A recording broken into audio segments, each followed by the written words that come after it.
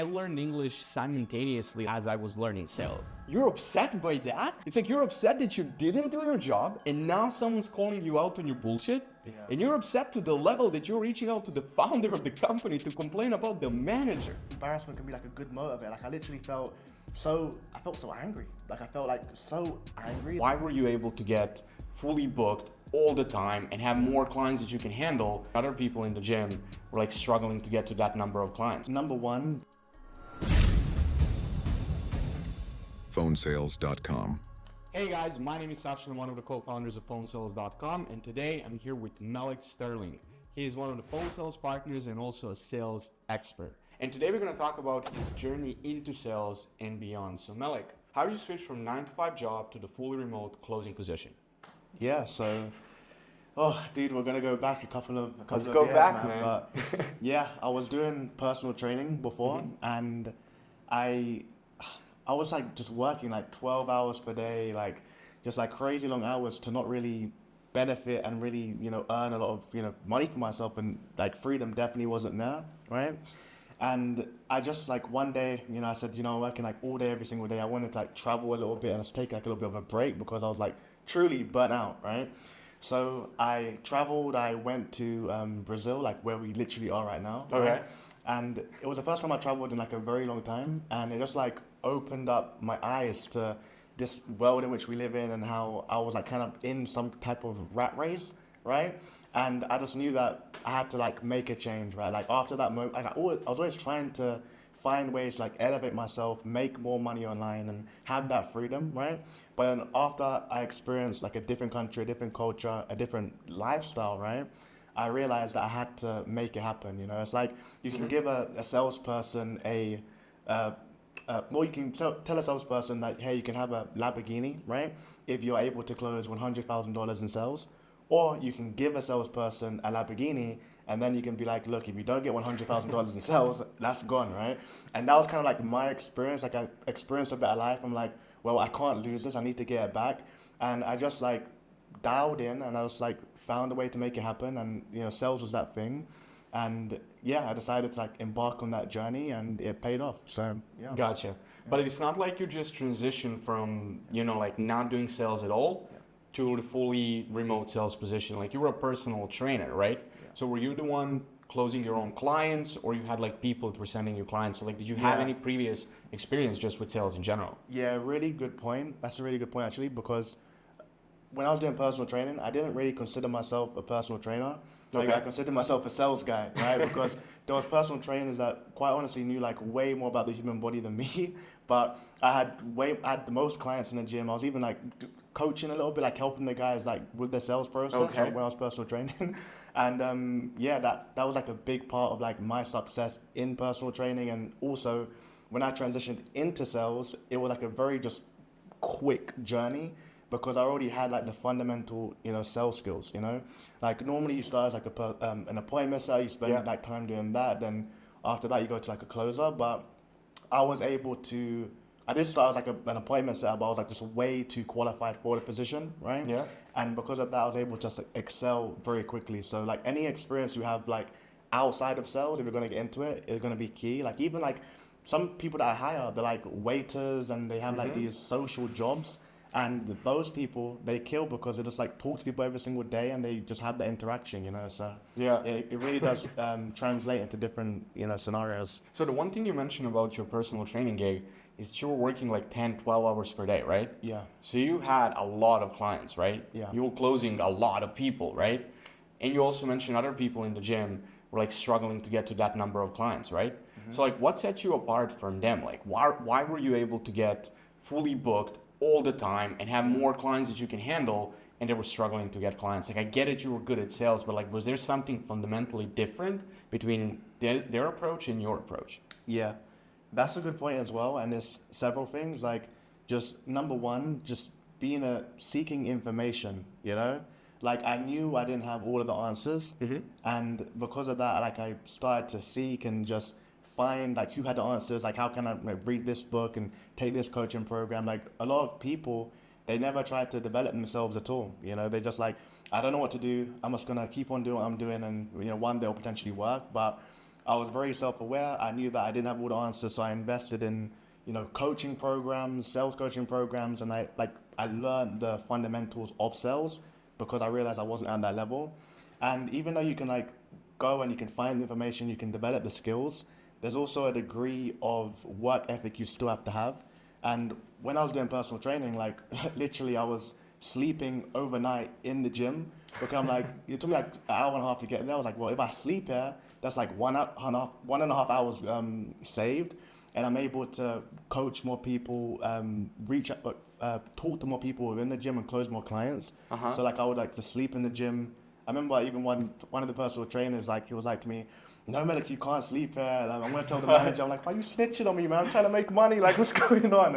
It was weird. It was really weird. But things like that definitely just help with having the determination, because skills are great, but then when you double it down with work ethic, you're unstoppable, Yeah. You were literally sleeping in the gym. Yeah, man, I was sleeping there, they called it it was the dead space that we called it. It was just the back area was just nothing was there. It was dusty, and I just slept there, man. So for how long were you sleeping in the gym, man?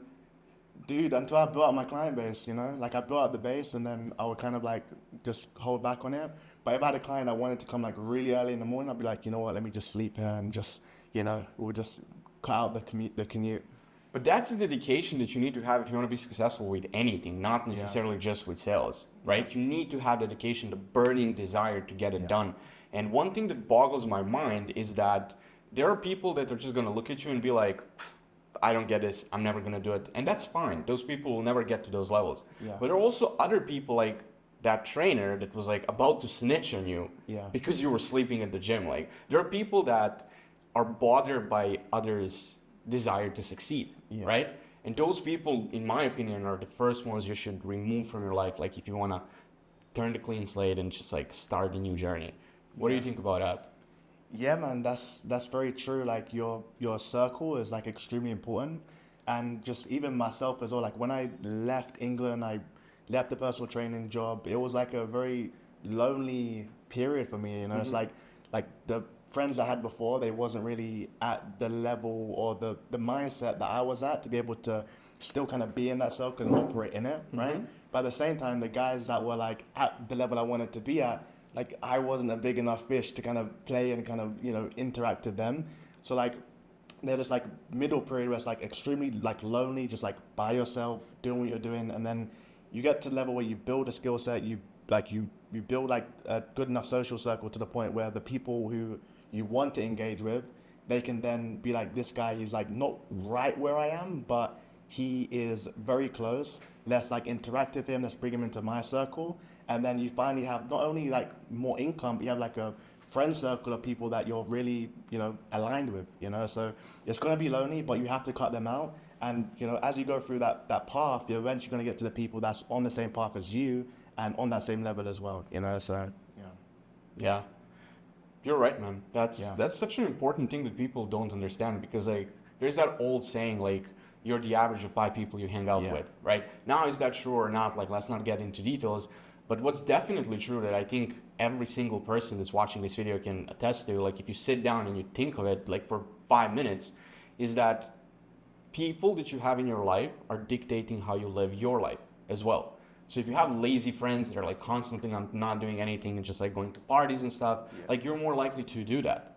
But if you have friends building businesses or just trying to do whatever, but to improve their careers, right, or playing sports, you're more likely to do that, right? If you have 5 friends playing soccer, you're more likely to play soccer. If you have 5 friends smoking pot all day, you're more likely to smoke pot, right? Yeah. You might not engage in either of those, but likeliness is higher, right? So to me, it's not just about your internal thought process. It's just everything that is external, you mentioned, right? And I know once we had a conversation about everything you needed to change to get to this point, where you are today. And you were just talking about how you literally reprogrammed your mind, from the ground up, right? How you basically took all of the programming that was already there, and you pushed it aside and you introduced a whole new side of life, right? And the whole new way of thinking. So I think that would be super helpful for people that are just thinking about starting online business or starting sales, marketing, copywriting, or anything in general. Yeah. And even for people that are already in this space that are making money, that are not focused on those fundamentals, they kind of skip the fundamentals and just like living their life the way they did before, but they're now just doing the other thing, like aka online space. Yeah. So how do you see that? Like, what changes did you make, and how can other people do the same? Yeah, it's a good question. So in terms of like changes I made personally in my life, like we said before, like just cutting out people that aren't, on that same pathway I'm trying to go down, that's like one thing. And just like I think mindset's really important. It's like you can develop all the skills you want to develop. You can like look, like we work with so many like top tier closers, right? Like even today, and some of them are extremely talented, but just like their thought process, their mindset is going to stop them from potentially making millions. They're making like hundreds of thousands, but they can make millions, if they just like were like programmed a little bit differently. And just like myself, what I did, I started to think of like my character traits and the person that I needed to become to achieve the goals in which I wanted to actually achieve, right? That's like what I looked at. I was like, okay, what do I want, right? It's okay, I want X, right? I want this goal, right? Well, who's the person that can achieve this goal with ease, right? Melek right now can't do it, but Melek 2.0 can. Okay, what does Melek 2.0, who does he need to be? He needs to be hard working. I was already that, but like harder working, that's like a good trait to have. You have to be, dedicated, you have to be intelligent, you have to be able to sacrifice. So like, who is this person that can achieve this goal? And then you must become that individual, right? And yeah, I just like looked at who that person could be, and then I'll just remind myself who I needed to become.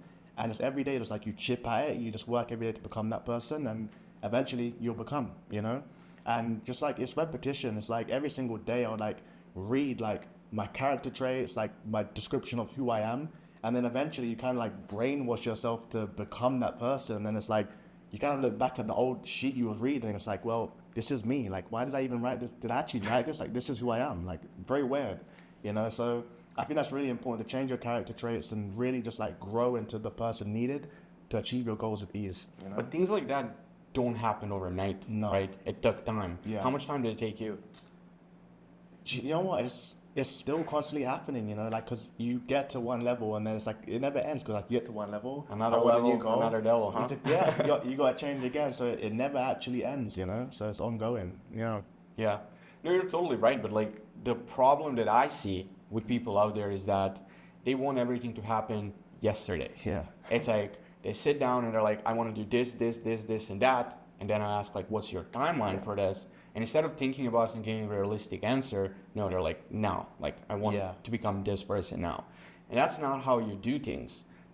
When it comes to your character traits and when it comes to the way you describe it, like reprogramming your mind, right? Everything you consume to the certain level programs what you think and how you think, right? So media, people around you, books that you read, right? Anything that you engage with, TV especially, right? So you can't just remove that programming and introduce the whole new one like overnight. Like we're not computers. We don't work that way. We can't just like boot the system, right? From the ground up. Like we need to do it like little by little.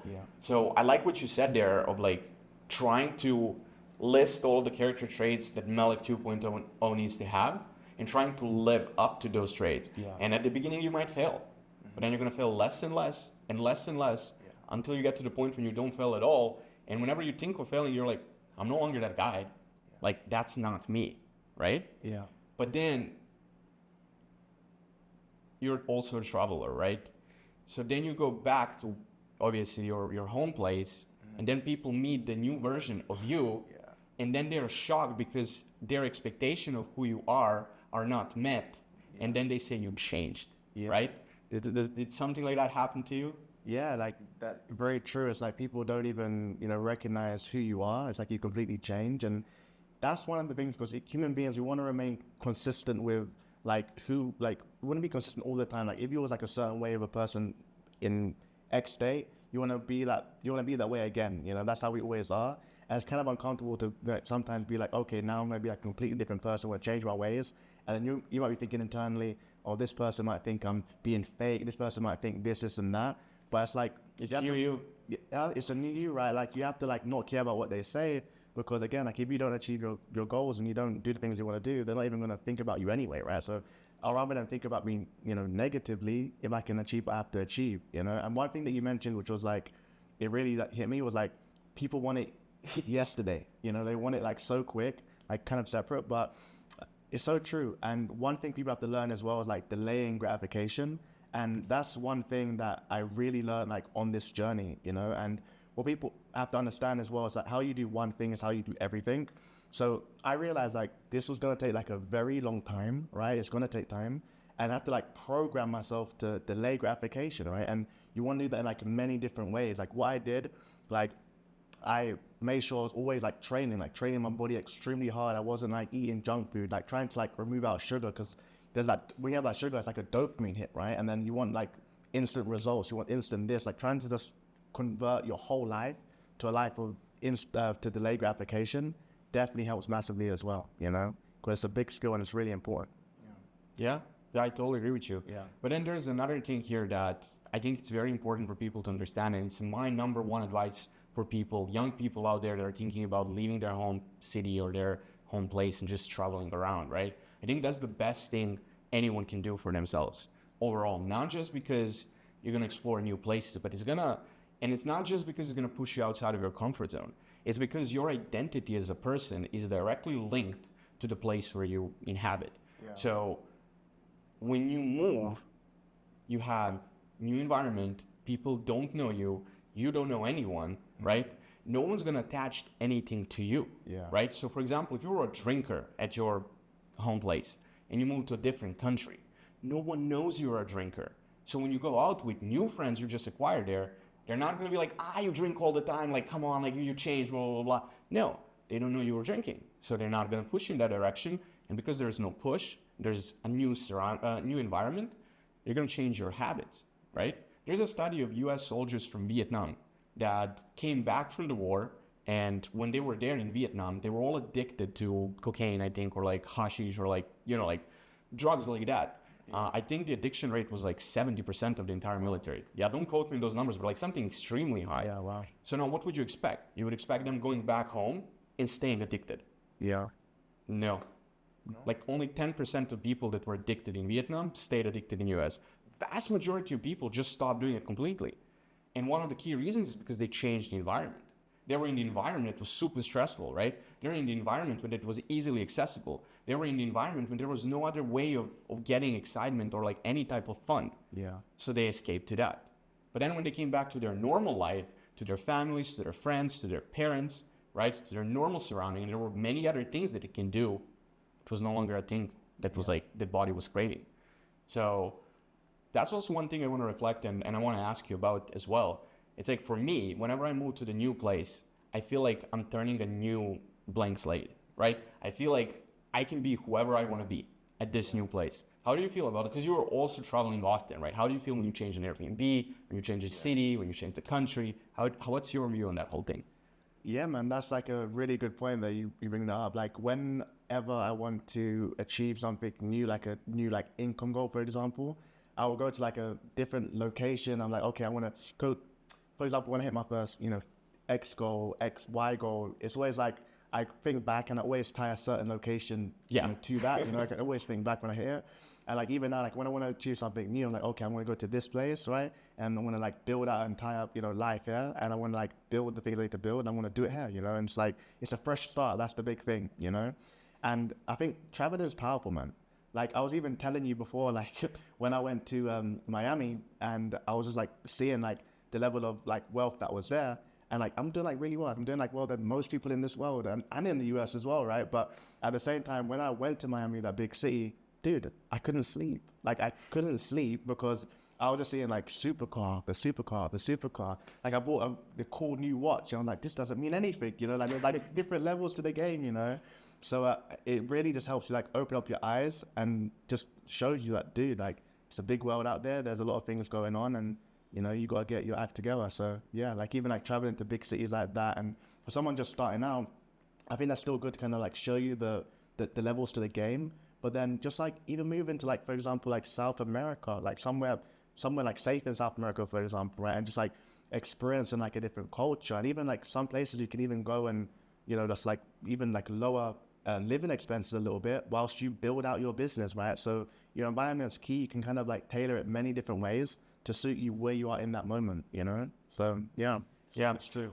One thing that is very interesting, you mentioned Miami, right? How like that reset the level of expectations you had for yourself, right? Which is pretty cool. Like you are doing better than most of the people in the world, and in US as well. Like you're probably like in top 1%, even in US. Like if you're looking at US average, not average, but like the top 1%, right? Yeah. So that's so true. But like you mentioned earlier, like changing your circle, changing your habits, changing everything. Like you can never get too comfortable with the circle you are in. Yeah. Like one thing that I notice about myself is like when I had 5,000 and I thought I was a G, you know, like I'm making 5,000 per month, like, and like no one's better than me, right? And then I changed the circle of friends and now I was surrounded with people that are making 15,000. I was like, oh my God, like I'm literally at the bottom. I can't compete with these people. Like it's a whole new game out there. So I basically top up the circle I was in, and then I moved to the new circle. I was at the bottom. Yeah. So then I topped up that circle. I was like making 20K per month. I was like, bro, this is it. This is game over. I can travel everywhere. I can support my family. I can do this. I can do that. I can, you know, like rent whatever apartment I want. Like not worry about anything. Like I'm cool. Then I go out with one of our clients, and he spends $5,000 in a single night for like few drinks. Yeah. And I'm like, oh my God, like I'm broke again. You know, and then like I hit $50,000 per month, and I'm like, okay, now I can even do that. Like, can do whatever I want, right? And then, funny enough, I was on a call with another client, and he's like, yeah, I just bought an apartment in Dubai. It was like 2 mil. I was like, bro, 2 mil, like I'm broke again, you know? Yeah. And then like you keep leveling up your game. You keep surrounding yourself with people that are doing better and better and better, but you're always at the bottom of the new circle that you join, right? So it doesn't matter how well I'm doing. I'll always try to be the bottom person in the circle I'm in. Because even if I'm making $1 million, I want to be in a circle of people that make 10. When I make 10, I want to be in a circle when people make 50 and 100 and 200 and so on and so forth. Yeah. Alex Hormozi actually had a very fun comparison. Like he was making 50 million per year with his gym launch, and like his neighbor who was living like upstairs, like on the floor above, was making like 350 million per year.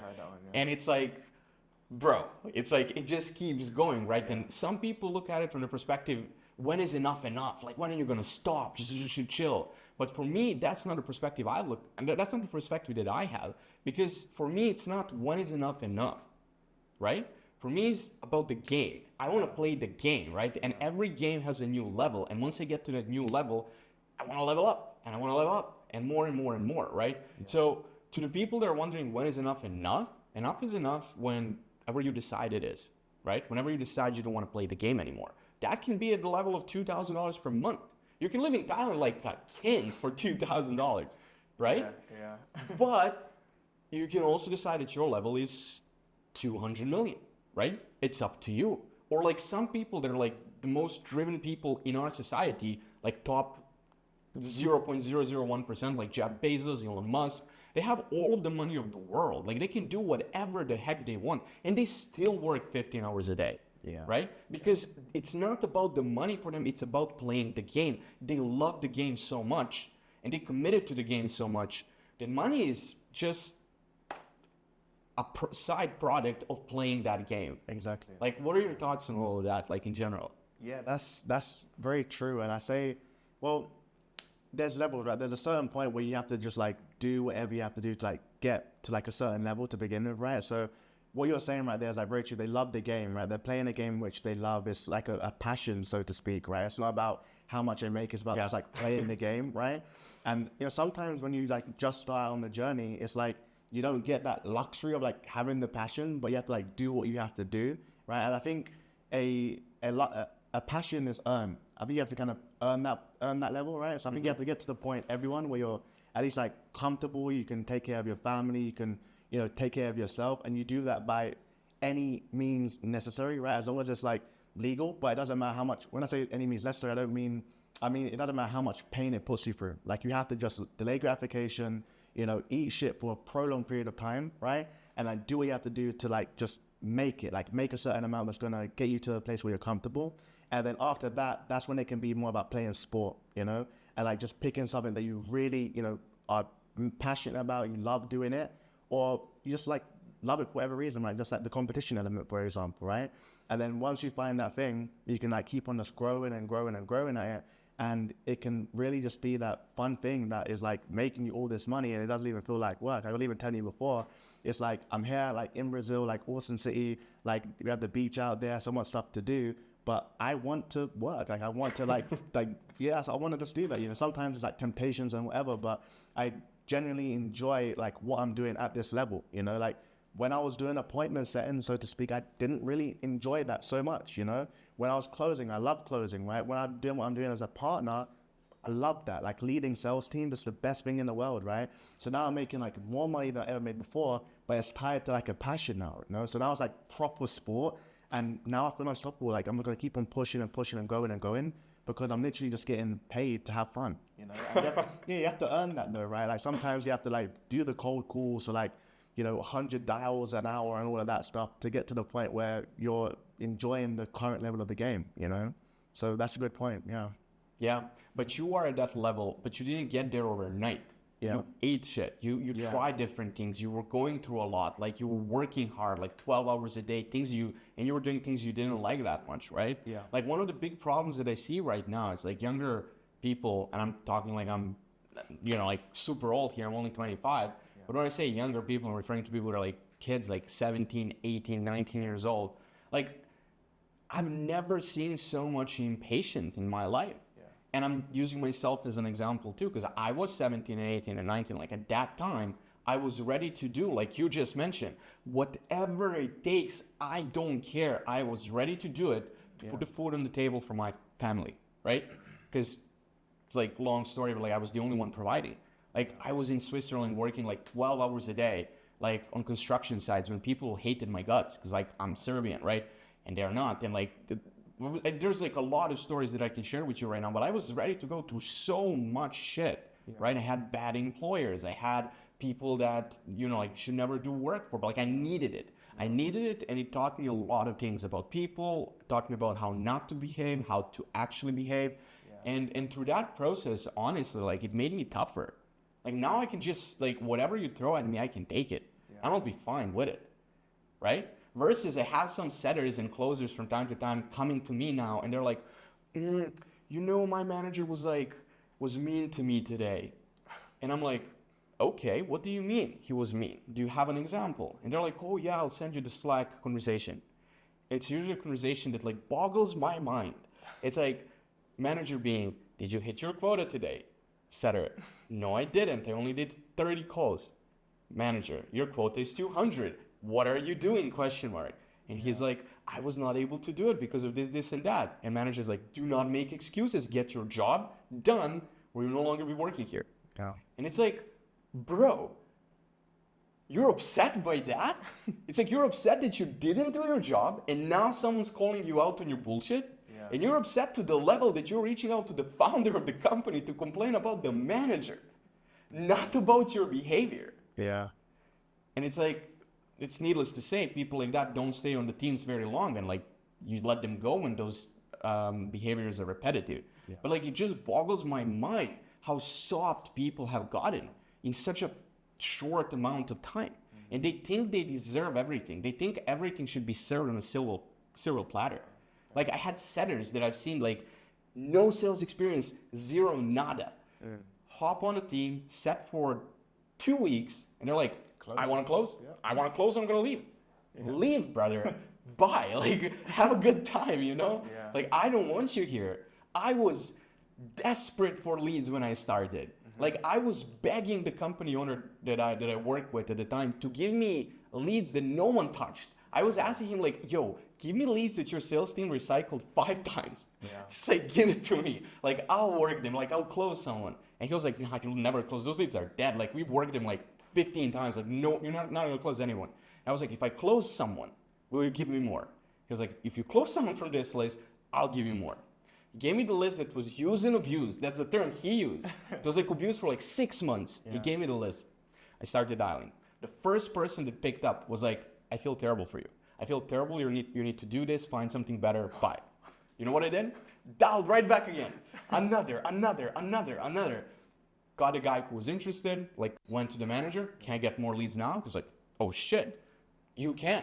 Gave me more leads, started closing more deals. Yeah. But like, the leads that I was setting myself, by the way, like at the time we didn't even have scheduled calls. Everything was just leads, right? So like you would just say call and call and call. And I was not getting top priority leads still. I was still getting leads that were use and abuse, which is not that much, right? So yeah, like what are your thoughts on that? And you're now a team manager. You're managing a lot of people, right? And you now just have 4 offers that are about to explode. So you're going to hire exponentially faster than till now. And for setters and closers, so like, have you noticed that? And like, how do you deal with that? And how do you coach those people through those limiting beliefs of, yes, I deserve, instead of I need to prove? Yeah. We see that a lot. And I think it's mainly about setting the correct expectations, you know? It's like, for example, like the closers, some of the closers like that we've worked with, they're not used to like even setting their own leads or like confirming their own calls. They expect everyone to just like, the appointment sales, everyone to do it for them, you know? But if you set the right expectations beforehand, like, look, you're going to get like leads on your calendar, that's great, but hey, give them a call, confirm it yourself. Hey, send like a Loom video out before the call to make sure that they actually show up. You know, if you like set all these expectations, it'll be done, right? But if you like, you bring people in, you give them like a food on like a silver platter, like we said before, it's like, it's going to set like the wrong foundations or wrong initial conditions, right? So I think just letting people know like, this is what it is from the beginning. Like, this is what I expect from you. And if you don't deliver, you know, goodbye. You know, if you don't do this, then there's not going to be a place for you on the team. So I think a really important thing is like setting the correct expectations with people, because that's how people get soft. Like they get used to one way of doing things, right? And then you try to like give them a new way of doing it, but it's like, no, I'm not used to this. Like I'm used to, you know, the good life, you know. But if you're used to having things tough and then you get things easy, then you will cherish it a little bit, you know. So I think it's really important that expectations are always set, you know. Like, yeah, that's big. That's a big point. Yeah, setting the right expectation cannot be like, it's like setting the right expectation is the most important thing for anything. Yeah. Because I had people in the past when I would give them the task, but I would like do it from the perspective of like, show me what you can do. Whenever you have that perspective, like people fail 9 out of 10. Yeah, very true. Like even when I'm like hiring, it's like, I always like, well, no, look, you have 7, like depending on the offer, but you have like 7 days to close your first deal, right? After 30 days, we expect at least 100K, right? After 2 months, we really expect at least 250K. And you set the expectations beforehand. It puts like healthy pressure on them to actually go and like achieve a goal. If you just like, look, come in here, like do your calls, do your thing, right? There's like, what are they working towards, you know? It's like they're gonna maybe do like 20K or 50K and they're gonna be happy at that. And when you can even like set examples and show people that if you don't hit those targets, there's not gonna be a place for you. It will like lift up everyone else on the team. Like we've had closers before who like came in, they didn't hit the 100K in the month, they had to let go. You make an example of that to everyone, and it's like, well, damn, like these people like really serious. This is like a high performance team. If I want to do my thing and really excel here, then I had to really, you know, get my head in the game, you know. So I think just making sure that everyone's on that level, and you don't give, how can I say, you don't let any individual slide off because maybe you like they have like a personal connection. It's like, no, it's like, this is the standard. You're a cool dude, but if you don't hit, my friend, I'm sorry, you have to go. And we've had experiences like that where we had to let closers go who, you know, I really liked, you know, and we kind of spoke about it, but like we had to let them go because they didn't hit the target. And you show that to the rest of the team, and then everyone else is like, damn, I was working like 5 days per week now. Like Bobby, for example, fake name, Bobby's gone. Damn, I might have to start doing 6 days.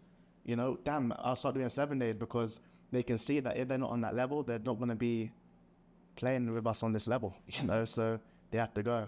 Yeah, totally. And especially in this high ticket space, it's very easy for people to get complacent. Yeah. That's what I noticed, because you have 2 types of people. People that are always hungry. It doesn't matter what you give them, they want more. Yeah. They can make 100, 2, 5, 800K, like they want more, like nothing is enough. Yeah. And for me, that's like an ideal mentality for a closer, right? Mm-hmm. Because it doesn't matter how much revenue they generate and how much cash they make in commission, nothing is ever enough. Yeah.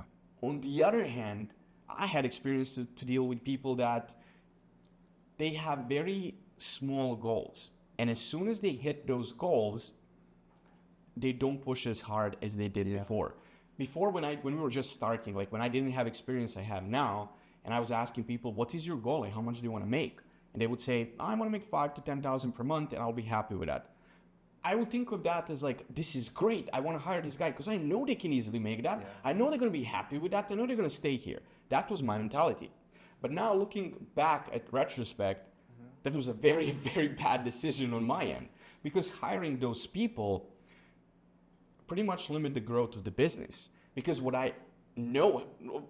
actually happened is that when they started working with us and they hit those 5 or 10K per month, which I knew it's possible, I expected they were going to get even hungrier and like even more eager to work more and hard and like get more deals and like make more money. No. Nope. Yeah. That's it. Yeah. They close and they're like, going on a vacation with my family. Yes. I have a break I need to take. I'm taking 3 calls per day instead of 7. And that really hit me strong, because, you know, like you look at things from your perspective until you're exposed to another perspective, right? Yeah. So from my perspective, I would never do something like that. I can make 100K today and wake up tomorrow and be like, oh my God, how do I make more money, right? Yeah. But it's not like that for a lot of other people. A lot of other people are basically conditioned to like have the number they want to hit, and as soon as they hit it, that's when they stop. Yeah. Right? Yeah. So those are the people that you don't want to have on your team. Now when I hire people, that managers, right, and because I'm not hiring closers right now, but when I hire managers or partners, my goal is that whatever amount they want to make, like it needs to first of all be super high, and second of all, not easy to achieve.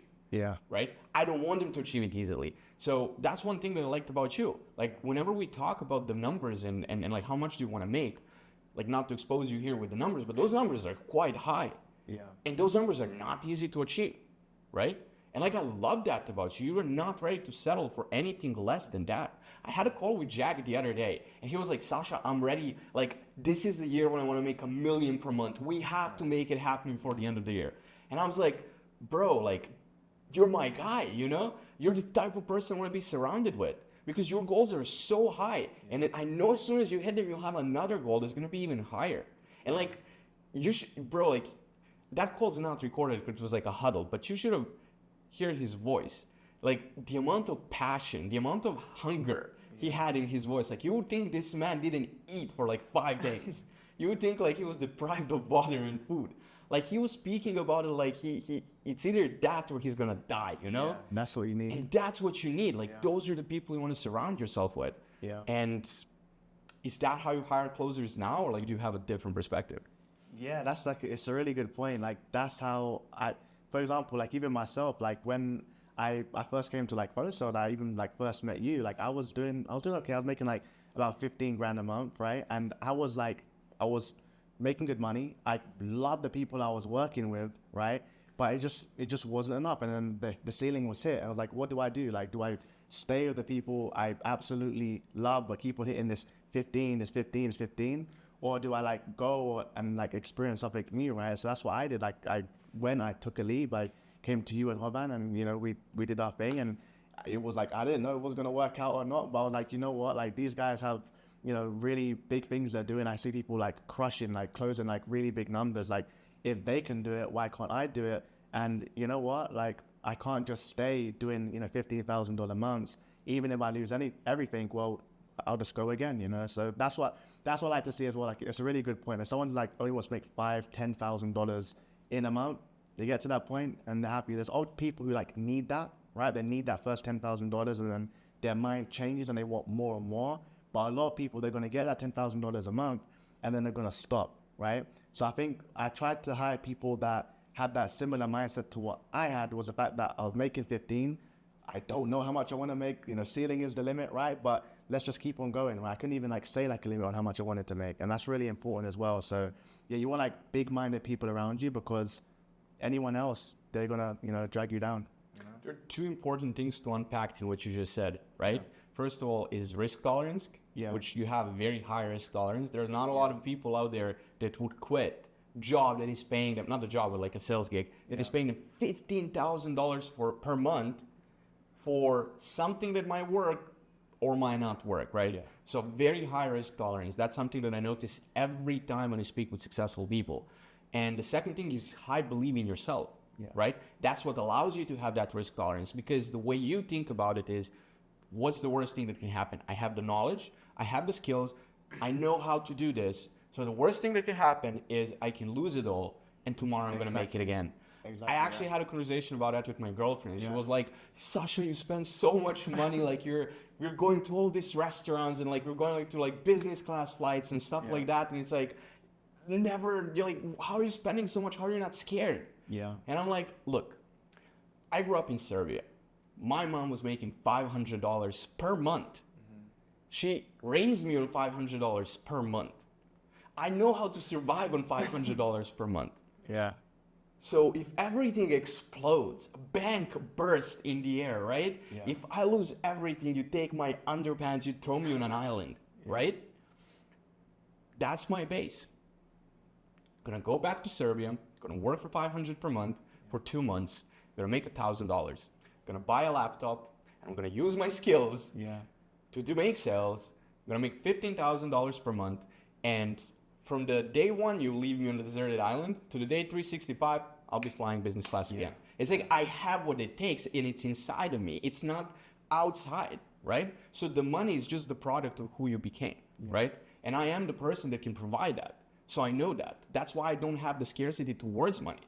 And that's what I feel was your same thought process there too. Spot on. That's it. It's like I knew that I had the skill level, so I was like I wasn't even talking before. Like when we became like partners, I was like, this is like I made like I almost said number, like I made like a huge amount of money in like 1 month, and I was like, dude, like this is absolutely like amazing, right? But I felt sad because I knew that like it was still so fresh, you know, like I didn't develop the skills yet to be able to repeat this every single month, right? I was still like developing the skills, right? I did it, but I wanted to see it more, you know. But when I was like closing, I was like, I got to $15,000 a month.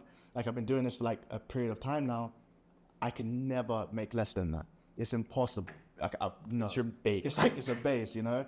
But even when I hit that big goal, I knew I had to do it like more and more and more and more. Then it would become a base, you know. So I think you have to really develop the skill sets, man. Like when you're confident in your skill sets to be able to deliver, it's like, dude, I will spend $100,000 on ads. Like I'm not afraid. Like if I lose all of it, the offer doesn't work out, I'll just make it again. I'll figure it out. I'll just figure it out. Like it can't kill me, you know. And that's how I feel right now. Like when I just look at like what I have in my bank account, I'm like, I would risk all of it. Like I could go to like $1,000. Like I know I can get it back again. I'm not gonna do that for no reason, right? But if opportunity did come, I would spend all of it because I know I can get it back of, you know, relative ease, you know, when you have the skill level. Yeah, that's what people need to understand. Like the skills that you have, the higher the skill, the less of the scarcity. Yeah. Right? Because the people that are the most skilled people out there can always make it and make it big. Yeah. Like if you look at Steve Jobs, for example, he had Apple, right? They took Apple away from him. Man built Pixar, another billion-dollar company, man. It's like in like such a short amount of time.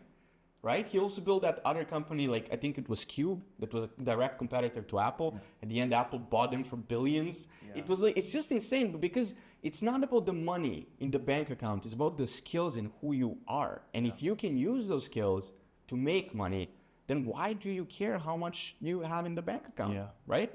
It's just the number. It's the number that can disappear, literally. Numbers on the screen, man. It's numbers on the screen, bro.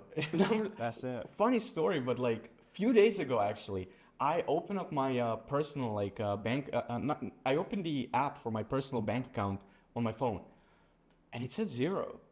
I was like, I had like 200K on this account, on that specific one. It was like 0. Like, I didn't panic because I was like, it's not a scam because it doesn't show any transactions. So I just closed the app, like restarted, my internet connected again, turned it on, money was there. But it was a glitch in the system. A glitch in the system, one number, and it's like 000. Instead of 200, it was 000. Just numbers, my man. That's just numbers. Yeah. Could be a glitch tomorrow, worldwide, and we're all back in 0. It's like, just say you got to understand that, right? Because like if it happens, like I would be like, well, it happened. Can I do something about it? No. can I do something now to fix my situation? Yes, and then focus on that, right? But I feel so many people ponder so much on things they can't change, right? Like I got scammed out of $500,000 in the last 12 months, right? Yeah. From bad clients, bad players, bad referral partners, never send the money. Now, is that a lot of money? Yeah, that's a lot of money. Can I do something about it? Not to the level where its opportunity cost is something you got to consider. Yeah. I can be the one who's gonna have like the vengeance to pursue all of that, right? But like the time, the energy, and the money I will spend to get it back, it's not worth it. It's just not worth it. Yeah. The bad thoughts as well. Because I can make much more if I focus on getting better clients, better referral partners, not repeating the same mistakes, learning from them. Yeah. Things are not going to happen, right? So that's super important. I'm glad you look at things from the similar point of view. Yeah, man. That's why we are partners. Exactly, man. That's a good point, man. It's like I don't even want to put anything negative like into my mind. That last thing you said there, it's like I could go and pursue all of that, but why am I even gonna engulf myself in such negativity? I'm just gonna go and I'm gonna achieve more. I'm going to create more of what I've already created, you know. So that's really true, man. And it even stems over to like just personal life as well. Like if you have someone that's like always just like complaining or like just nagging about something, it's like just negative. Don't even entertain it, man. It's like focus on the things that you can actually change. And go and change them, you know. Like sometimes people complain to me about all the things that they don't like about X, Y, and Z, or like this sales thing or that. I'm like, dude, don't tell me like all the things that you don't like. Like tell me how we can make things better. Like because solutions, man. Let's find solutions to the problem instead of like just pondering on the past and the things that already have happened, you know. So yeah, man, I think that's really important as well, to just be around people that don't put anything negative into your mind, because negativity is like a disease that just can just spread and spread and spread, and you'll pass on to like the entire circle, man, if you keep people like that around. So yeah. That's one of Jan's rules, you know that? Oh yeah, Yeah. really? Okay, didn't Yeah, know. I remember when we just started working together and stuff. Yeah. Like he's saying, was at that time we were not even partners. Yeah. But he's saying to everyone who was working with him on any project was, if you have something that's happening, it's a problem that is negative, that is like not working, come to me. I'll help you out fix it. But come with the suggestion. Yes. Don't come with the complaint. Yeah. Because there's so many people out there that can list 10,000 complaints, and it's like, cool, I know those complaints are there. I'm not blind. Yeah. I'm not ignorant. I know they're there. How do we fix it? Yes. Right? So is that the mentality that you have? 100%. Like, how can we actually go and fix the solution? It's like after like when you kind of like you start managing like so many different people, you get people who come to you with like this problem and that problem, this, but then you have people that come to you with freaking solutions, man. They come to you as like, Melek, like I've seen like this thing that's going on here. Why don't we do like X, Y, and Z? And then you can actually have a conversation with them, and then you can talk about the problem, and then you can fix it, you know. But people who just come with like problem after problem after problem, it leaches onto you, and it just like sucks everyone's energy. Like I want people around me that are like innovative, like they're creative, they want to like change things and fix things, right? And people that come to me with solutions to problems, like I'm down to listen to that all day of the week, you know?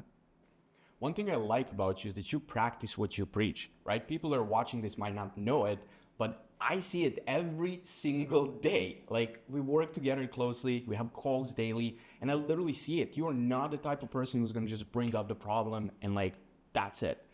I just remember what happened like 2 weeks ago when I brought on that new client for you, right? For the offer that you were not 100% sure about. Yeah. And like, rightfully so, you listed few problems that were like very big problems. You were like, Sasha, how do we fix this? I was like, I don't know, Melek.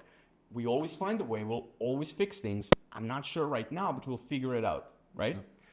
You could have just like taken that information and waited for me to do everything. Like you could, because like we really didn't know what to do. It was a new situation, new scenario for you, for me as well. You could have done that, easy, but you didn't. You came back like a week later, and I was like, Melek, like what's going on with that offer? Should we make the presentation? And you were like, oh, I'm already doing it. I was like, what? You're already doing it? Yeah. Like, bro, it's such a complicated offer. Like, I thought we were gonna do it together. Yeah. And then you share your screen and you walk me through your thought process of how you handle all of those logistical issues that we had with the presentation and with the offer.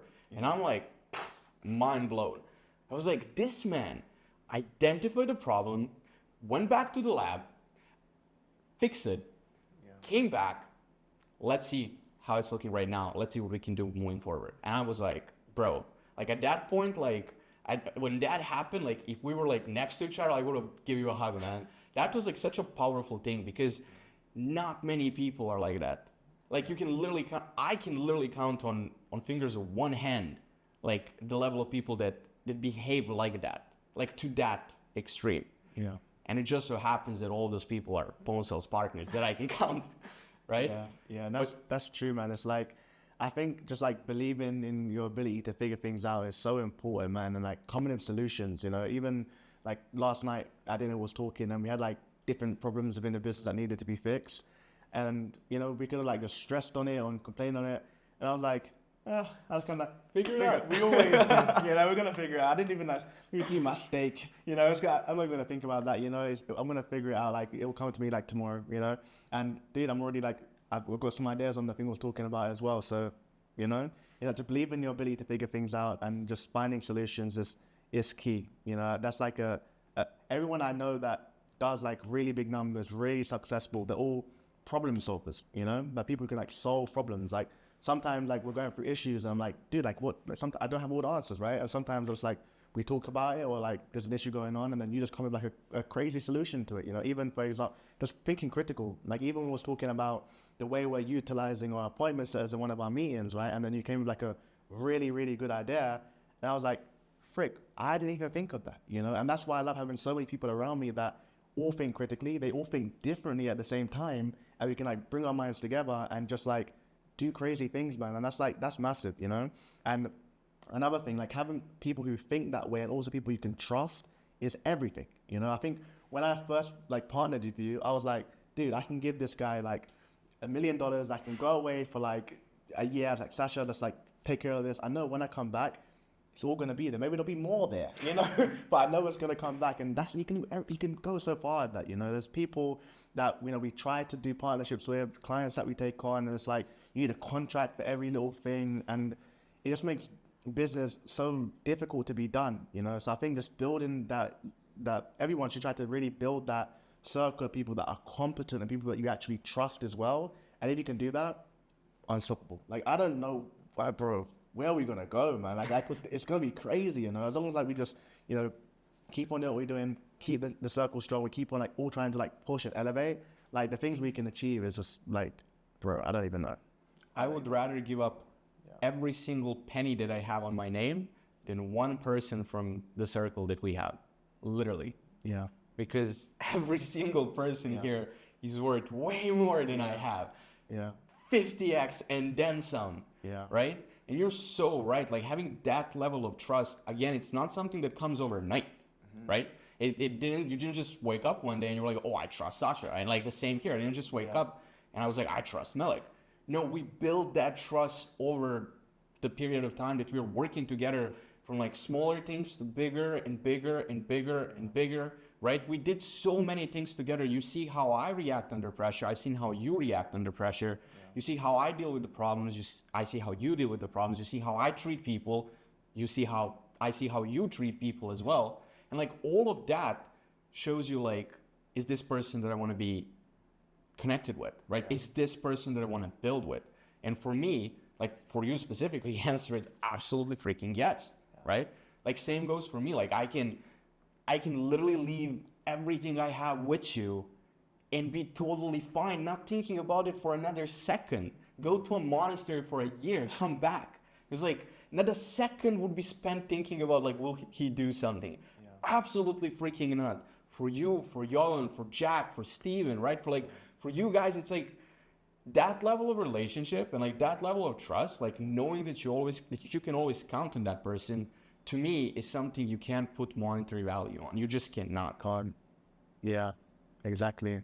It's like having people like that throughout your whole team is everything, man. Even when I'm hiring like closers, looking for team leaders as well. Like there's certain team leaders where it's like, this guy, man, he's like he's got it down. I can trust him. I can sleep well at night. You know, I can sleep well at night. That's gonna get done well. And you know, there's other individuals where you don't have that same level of trust, and it's not trust.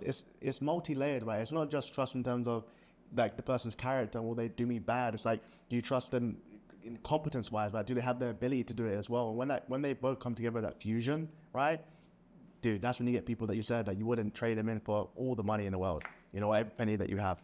So I totally agree. Yeah, because that's the most important thing to me. It comes down to that. Yeah. But then again, like if people that are like not five, but if people that are like 20 years old are watching this right now and they're like, I don't have that circle, like what do? It's like instead of going out there and trying to find the circle, like you said, become the man that's going to attract those people in his life. Yeah. Right? Yeah. It's like, you wouldn't hang out with me if I was brokey? Like, would you? Like, realistically? Well, it's the mindset as well, right? It's like if you have people on the same level as you, like mentally, right? Then that doesn't even matter. 'Cause to be fair, like even with me, like people that took me into, you know, their circle when I wasn't at that level, they could see what was in here, you know, they could see like my character traits, the way I would act. And even though I didn't have like all the money in the world or anything like that, they still wanted me around because they knew what I was going for, you know? So I think just having people that like have the mentality and they show it through the actions as well. But when I said brokey, that's a great point. But when I said brokey, I was not referring to monetary value. Yeah. I was referring to like being like brokey over here, right? Just like being like a brokey type of person, brokey mentality, right? Yeah, people like that, no man, like avoid them like the plague. Exactly, exactly. And if you met me back in 2000 and let's just say 16, early 16, like I wouldn't say like I had that specific mentality, but I was not here. Like I was not at this level. Like I was not someone you would want to relate with, right? And like at that time, I could have tried chasing people like you, but like why? When like I'm not the man that deserves to be in those circles, right? I'm not, like, to paraphrase to what you said, I'm not 2.0 version of myself. Yeah. So first, before searching for those people, I needed to become the person that those people gonna associate with. Not just monetarily, right? But with values and ethics and the hard work and everything that comes with it. Yeah. And then once you do that, people just come. Like, it's insane to me, like, the law of attraction. Like, when people talk about it and they're like, oh, this is BS, this is, like, not working, blah, blah, blah. Bro, it's not working because you're talking about it in that way. Like, as long as you keep seeing it as BS, it's law of attraction. Like, you're seeing it as BS, you attract BS. It's like it literally works that way. The more positivity you have, the more open-minded you are towards solution, towards, like, ideas, towards people, like, more things will keep coming your way. Yeah. Like, I love that dinner we had yesterday that you mentioned, like, when we were talking about the problems, we have, like, technically a very big issue there. Like, if I was with some other people, like, I think we would spend, like, or they would, like, engage in that conversation, we would not stop. Yeah. But so if you were like, no, we'll figure it out, man. Right? Like, Exactly, same exact thing that, like, you were just like, no, you're gonna figure it out. Yeah. It's like, that showed me a lot about who you are as a person. Because I need people in my life that can be calm under pressure. Like, people are not gonna crack, right? Yeah. Because, like, imagine if you started, like, shaking because of that, and I'm like, bro, like, chill, it's gonna be okay, right? Yeah. But I didn't need to do that, like, because you're already that type of person, right? Yeah. So to me, like, that's important. And the reason why I'm saying all of this is because, like, if someone's watching this at like 20 or like 21 and like they're not 2.0 version of themselves, instead of trying to look for people that are like way ahead, right? Become a better version of yourself first. Yeah. Start with small steps. Like you said, like, decide who you want to become, where are you now, what the gap is, and figure out a way to bridge that gap. Once you do, everything else is going to move from there. Yeah. And what you said is true when it comes to like just the law of attraction and like just being positive, and when you're positive, more things will come and come and come. But the way people often get that wrong is that they only want to just think it. They don't want to think positively, you know? But you have to take the action as well, you know? It's like you think it, okay, let's act. All right, what's the outcome? Let's iterate. How do I need to change my thought process? How do I need to change my character? Act again. It's like, it's an iterative process, right? It's like you think it, you believe it, you act it, and then you change your actions based upon the feedback that you just got, you know? But a lot of people, they only think it. No, it's a feedback loop, you know, and that's really important as well. So really good point. Like the law of attraction, these things, it does work, but we have to act, and action's everything. Action is everything. Like if you're like believing in law of attraction, like you're laying down in your bed, it's like, I don't care what you believe in, man, nothing's gonna happen, right? You gotta take action. That loop that you mentioned, the circle, is like extremely important. I'll tell you about something that changed my life. It happened like in 2020. actually. Like 2021 or like the end of the beginning of the end of 2020, beginning of 2021. I was on a call with John. At that time, I was in Brazil, funny enough, and he was in Mexico. And bro, like terrible things, like a lot of bad things happen in a row. Like a lot of bad things happened to us, and business-wise. And we were at the point where like we had enough cash in the company to support ourselves and the business for like very limited amount of time, right? And like I'm not gonna lie, like at that time I was stressed out, right? Like that version of me was not ready to handle that level of stress. Now I think I would handle that quite differently, but at that time, no. Thanks God, and that's where the good partners come. And Jovan and his mentality helped me a lot through that period, because Jovan's mentality was like, we're gonna figure it out. Yeah. Calm down. And I was not one of those guys who's gonna like keep pushing. I was like, okay, I received the feedback from another person that is in the same situation like me. So I'm gonna take that feedback and I'm gonna, just like, I'm gonna try to implement it. Yeah. Because his whole point is like, I know we're fucked. You know we're fucked. But like talking about it is not gonna change that we're fucked. Exactly. Right? So then we were like, okay, how do we fix this? Right? And this is where law of attraction, just like this very moment, changed my life. Like it really shifted fundamentally the way I do everything in life, bro. Wow. It was just a phone conversation, and I was going over all the problems we have and over like the different ways we can fix it, and this and that and this and that. And at the end, he was like, Sasha, if we get an ideal client tomorrow, will that fix our problems? I was like, yeah, bro, that will definitely fix our problems. He's like, okay, I'm gonna get us an ideal client. And I'm like, bro, like, what do you mean? He's like, nope, don't worry about it. Leave it to me. Tomorrow we're gonna have an ideal client. At that point, we were like 2 hours in the call. I was a skeptical one. I was like, man, whatever. See ya, do your thing. Tomorrow, bro, like I'm getting chills just thinking about this. Tomorrow, I get a message, audio message from this man. Yo, just landed with a dream client. Just It's like, that. bro, like, Just my like mind exploded, man. I was like, how the fuck did you do that? Like, Wow. tell me what's your I expected some like complicated system that he built, or like something like next level that like I couldn't even like imagine being built, you know, like to get us that client, because that was a very tough client to get. And he's like, well, you see, after our call, I went to my balcony. I took some fruits that I had there, and I was eating my fruit salad, and it was just visualizing who's the type of person I want to work with. Wow. Then I went on Instagram, like started scrolling, and I've seen like an ad, like from one guy. I clicked on it, I went to his account, and I was like, hey, literally, I run a sales agency, do you need a sales team? And he said yes. Bro, my mind literally exploded. That client ended up making us like $200,000-$300,000 for the duration we were working with him. That literally, I'm not gonna say like save the business, because we will probably figure out something else. Yeah. But that was like the bloodline. That was the kick that we needed. Yeah. And like ever since then, like the clients just kept coming, right? And like we were fine. But like just that perspective of like, he literally visualized it. He didn't dwell on it, right? Action. Yeah. He didn't talk about things that are not going to bring any results. Mm-hmm. And he didn't overcomplicate. That's something that cannot be like overstated. Like he didn't overcomplicate. Yeah. He took the simple action in the world. He asked himself, what do I want? Figure it out. Where do I get it? Probably on Instagram. How do I do it? DM people. Yeah. Now, did he expect he's going to DM one person, that person's going to end up being a client? Probably not. But it just so happens. Yeah. And he visualized it. Now tell me, how many people out there that are watching this video or just thinking about, I'm going to do this, I'm going to do that, I'm just waiting for a perfect moment, perfect time, perfect storm, perfect this, perfect that, I need to do this and blah, blah, blah.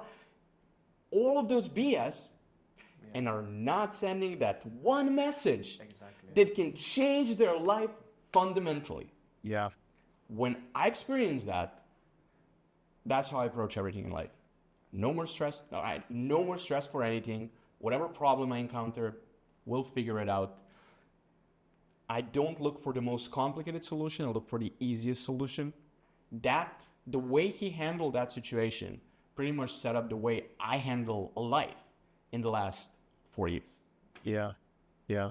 So what would you say then, like, for people to find like the balance between like plan, think, and action is like just like you just take action right away, or like you form the most simplest plan and then you just kind of go with it and then you iterate as you go. Like, do we kind of go simple and then iterate, or do we just like plan for hours and just like plan for years and just kind of take that approach? Like, what's like the right balance to kind of take when it comes to that?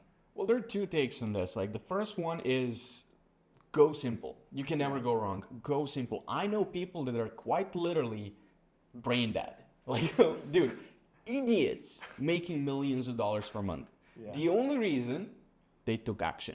Yeah. Literally, they took action. There was one guy specifically, I remember, it was like a few years ago, we worked together for like a period of 2 months. And then like we stopped working together and like I didn't see him for like years.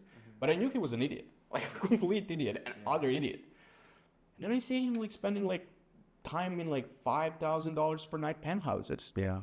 Like flying private jets, right? And like I was like, bro, like how? I was not in touch with him at the time, so I didn't really reach out. But like I just remember pondering that in my head, like for a long time, like how did he achieve that? Yeah. Until I met him again. It was like last year actually. We were in the same country, so we met up, and I was like, in 5 minutes, it was easy to tell he's still an idiot. Like that was very easy. Yeah. So I was like, bro, how did you do that? He's like, oh, it was simple. I created this VSL and I was teaching people how to, not to just, like talk about the details. Yeah. He basically created VSL. He took action. That VSL blew up. Yeah. He started selling whatever he was selling, made $2 million, started living life. Yeah. I think that's very true, man. It's like just action is so important. It's like everyone wants to do like this mental masturbation, right? Like read all these books and go on this podcast and, just watch all of this stuff. But I think just like taking action, it's the biggest teacher, I think like failure is the biggest teacher as well. Like the first time, dude, you're not going to get it right all the time, but you can like iterate, you can change your process, and it's going to get better and better and better the more you do it, So I think this taking action is definitely key, and I see like so many people who are making like crazy amounts of money, right? And it's like, they're not the smartest people. They are like idiots, like you said, right? And there's people who like read like book after book. Like I have friends who are like, Melek, I read this like awesome book on like making money, and I read this, and I'm like, bro, like that's like awesome. I love the fact that you're reading these books and like you're changing like your mindset and like you're learning like new information. But what are you doing? Like what model are you following? Are you doing like sales? Are you trading? Are you like, what are you doing? You're just like mentally masturbating, like let's take some action now, so that's like really important, and that's like a really good point, and even for example myself, like I was like a victim of that. Like I used to like read like all these like books and try to like just like read all of this stuff on like marketing and sales, but when I picked up that freaking phone and did that cold call, bro, that's what taught me everything. It's like all the books on sales, do you know what it is? Like you have nothing to apply it to. Like you can read all of this book, right? Bro, another thing, there's books that I read in the past, right, that I just read it, I just like did my thing, and then I didn't get any value from it, right? But some of those books, only now, whilst I read that same book at the level that I'm at, I can actually get value from it. As like, you can read books, but if you're not at the level to even like contemplate the issue, right, you're not like even facing that issue, you're not going to get any value from it, right? So I think if you are going to like read and you are going to like consume things, take action, right? Face the problem, right? And then seek the knowledge, right? Don't try to like build out every single thing, try to plan every single thing and like then take action, because you don't even know what you don't know, But once you take action, you know, and then the information, the book, the podcast can actually help you. That's what I find, Sometimes you create problems that only exist in your head. Yeah, for real. 100%. Yeah, man.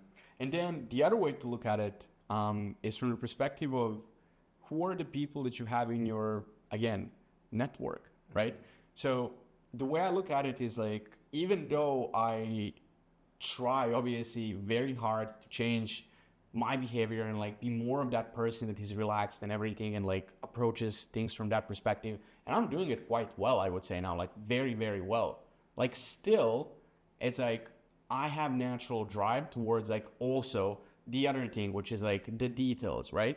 I'm just able to suppress that drive when I know it should be suppressed, right? But it's like once you do start, right, that's another thing that is super important. You will see those idiots, the way we describe them, with $10 million. But I don't know if you're going to see them with 100, you know? Because it's like the thing that is going to take you to A is not going to take you to B, right? So yeah, you can just take action and build something to a certain level.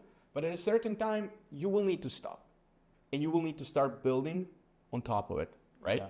Which if you don't know how to do, if you don't have those type of skills, you won't be able to do, and you're going to be stuck at that one level, right? So I think the balance is also important in being able to recognize both and choose when to engage in whatever's going to suit you better at that moment. Mm-hmm. That's the key. So that's how I see it. Yeah, that's very true. You know, that's very true. It's like just finding the balance is like really important, and like what gets you to one level, like sometimes you have to just get to the level first, right? But then when you get to that level, you have to have the intelligence to be like, I can't keep on doing this thing. Like now it's time to kind of like just sit back, like don't like pressure myself to keep on doing this thing. Like I need to like change the angle now, to change the approach, because like you said, what got me to 10 mil isn't going to get me to 100 mil, you know, but some people just keep on like being the head against the wall, because they never take the time to actually step back and reflect. So yeah, there's like a balance and like a give and take towards everything, you know? Yeah. And a perfect example of people overcomplicate and they create problems in their head that are not even problems are honestly our presentations. If you look at them, because like go back and check the presentations that we built back in 2020. And then check the newest presentation that we built now in 2024. And what you're going to see is like a big difference in simplicity, right? Our presentations went from being packed with every single little thing to being packed with only the things that are absolutely necessary. Yeah. Our closers went from needing an hour and 20 minutes to go through the presentation to now needing like 40 minutes, max 30 minutes, right? To go through the whole thing, not just presentation, but like with the sales call as well before they handle objections. And the reason for that is because the mentality we had before was we're going to sit down and we're going to brainstorm about every single objection that can come up on the call and then how to handle them, right? So that was our goal. But then after a certain amount of time, you learn that objections that you had, majority of people don't even have. Yeah.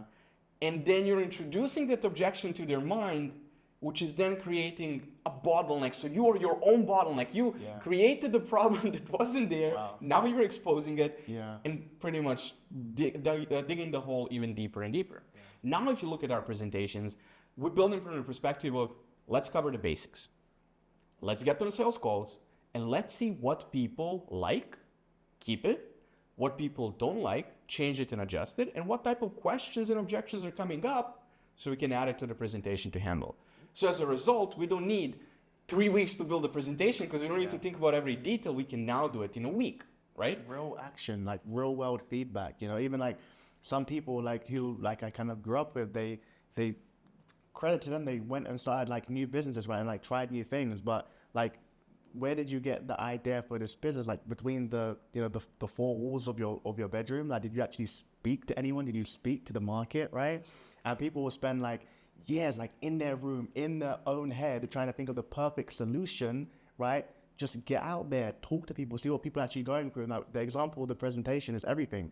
Like we're like in our own head trying to like, oh, this could be a problem, and then wait, that could be another problem, and then it's like gets out of control, and then you never launch it. And when you do launch it, it wasn't even a problem. Like, what was I doing? You know, but if you just like went in there and you just like did it to begin with, like you just like started, they would have told you everything you needed to know to be able to convert that individual. You know, so yeah, like when it comes to like sales presentations and business and this life in general, I think it's really important that we take action and then we listen to the feedback instead of trying to just wait and plan everything out and get into our own heads, because that's a negative spiraling downward, you know, trajectory that you're going to go on by doing that. Yeah. People usually hear the word perfectionist and they use it as a compliment, you know? Like I know so many smart people that I talk to like from time to time that are not business owners. Yeah. And I'm just asking from time to time, you know, when we chill, I'm like, what are you doing right now? Like, what are you doing with your life? What are you planning to do? And they keep talking about like this business idea, this project, this and that. And I'm like, okay, why don't you launch it? It's like, it's not done yet. I'm a perfectionist. And they say it like so proudly. Yeah. Thinking about themselves in such a high way. Like, I'm a perfectionist, right? Like, I'm going to do it when it's perfect. Yeah. Brother, it's never going to be perfect. Nothing in this world is perfect, right? This Rolex that is $65,000 after 24 hours, it's 2 seconds late.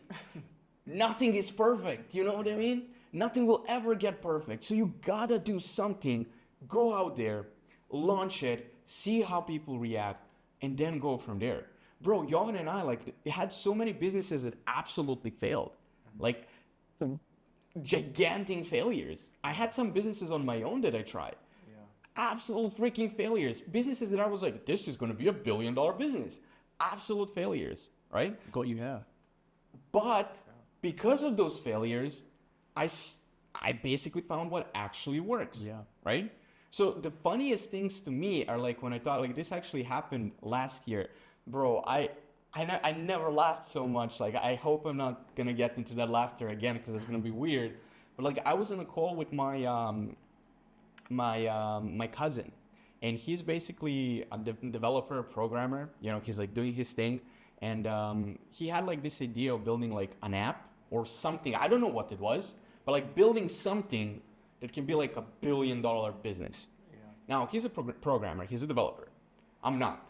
I don't know how to code, right? And we were on the call, and my question was very simple. It's like, what are you guys building?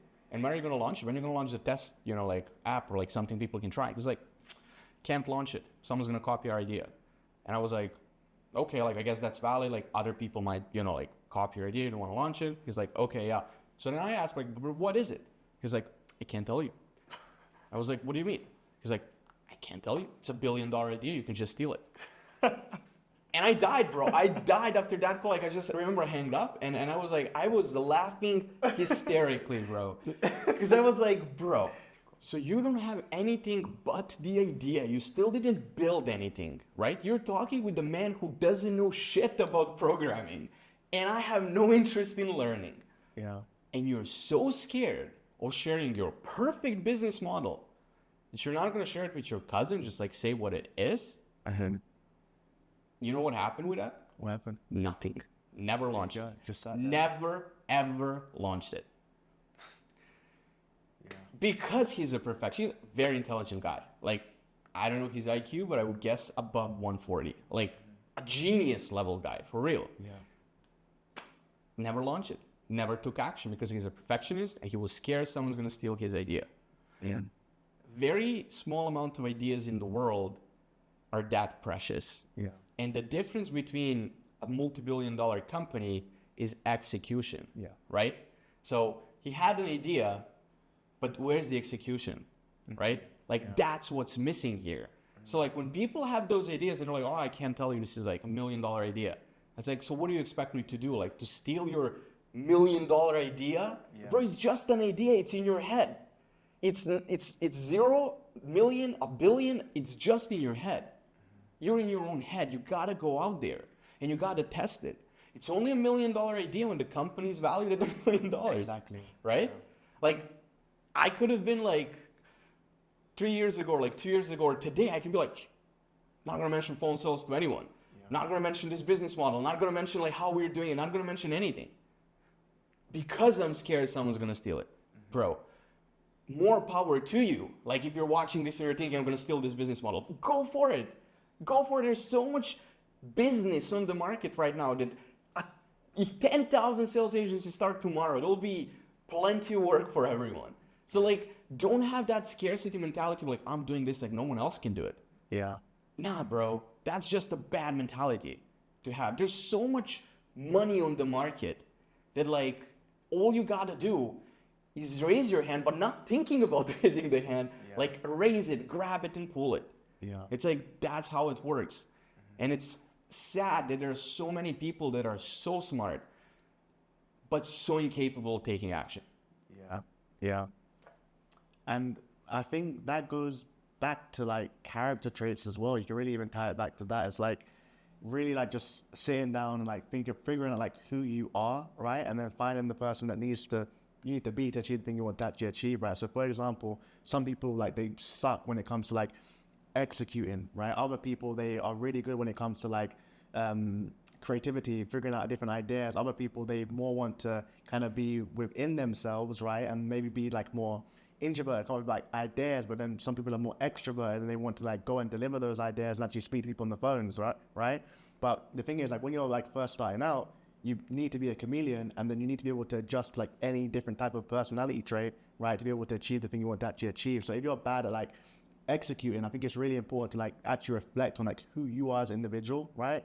Realize that that's like your bottleneck, right? And then just work hard at like breaking through that, you know? Like for example, like with myself, like I didn't want to do cold calling, man. Like I was like really introverted. I just wanted to like just be behind the computer and like do like things like behind the scenes, right? But I was like, well, I'm good at sales. I think I was like naturally good at sales, but I was like, I didn't choose to be good at sales, right? But I am good at this thing, right? So I need to make sure that I do what I have to do. Like I have to become way more extroverted, where I have to like do something different to how I'm naturally programmed to achieve the things I want to achieve. And after time, you will begin to grow and mold into that individual.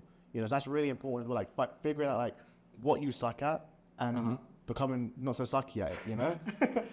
Bro, you're preaching, man. You're preaching. People need to embody that type of thinking, because it's like back in 2020, when I was living in Serbia, I had an hour extra with my day that I didn't know what to do with, so I wanted to go boxing. Like I wanted to start like like training again. I was doing boxing before, like in 2015 and 16, and I'm very passionate about it, and like I really like it. I genuinely enjoy it. But it's not outside of my comfort zone. I love getting in there. I love boxing. It was like so much in my comfort zone.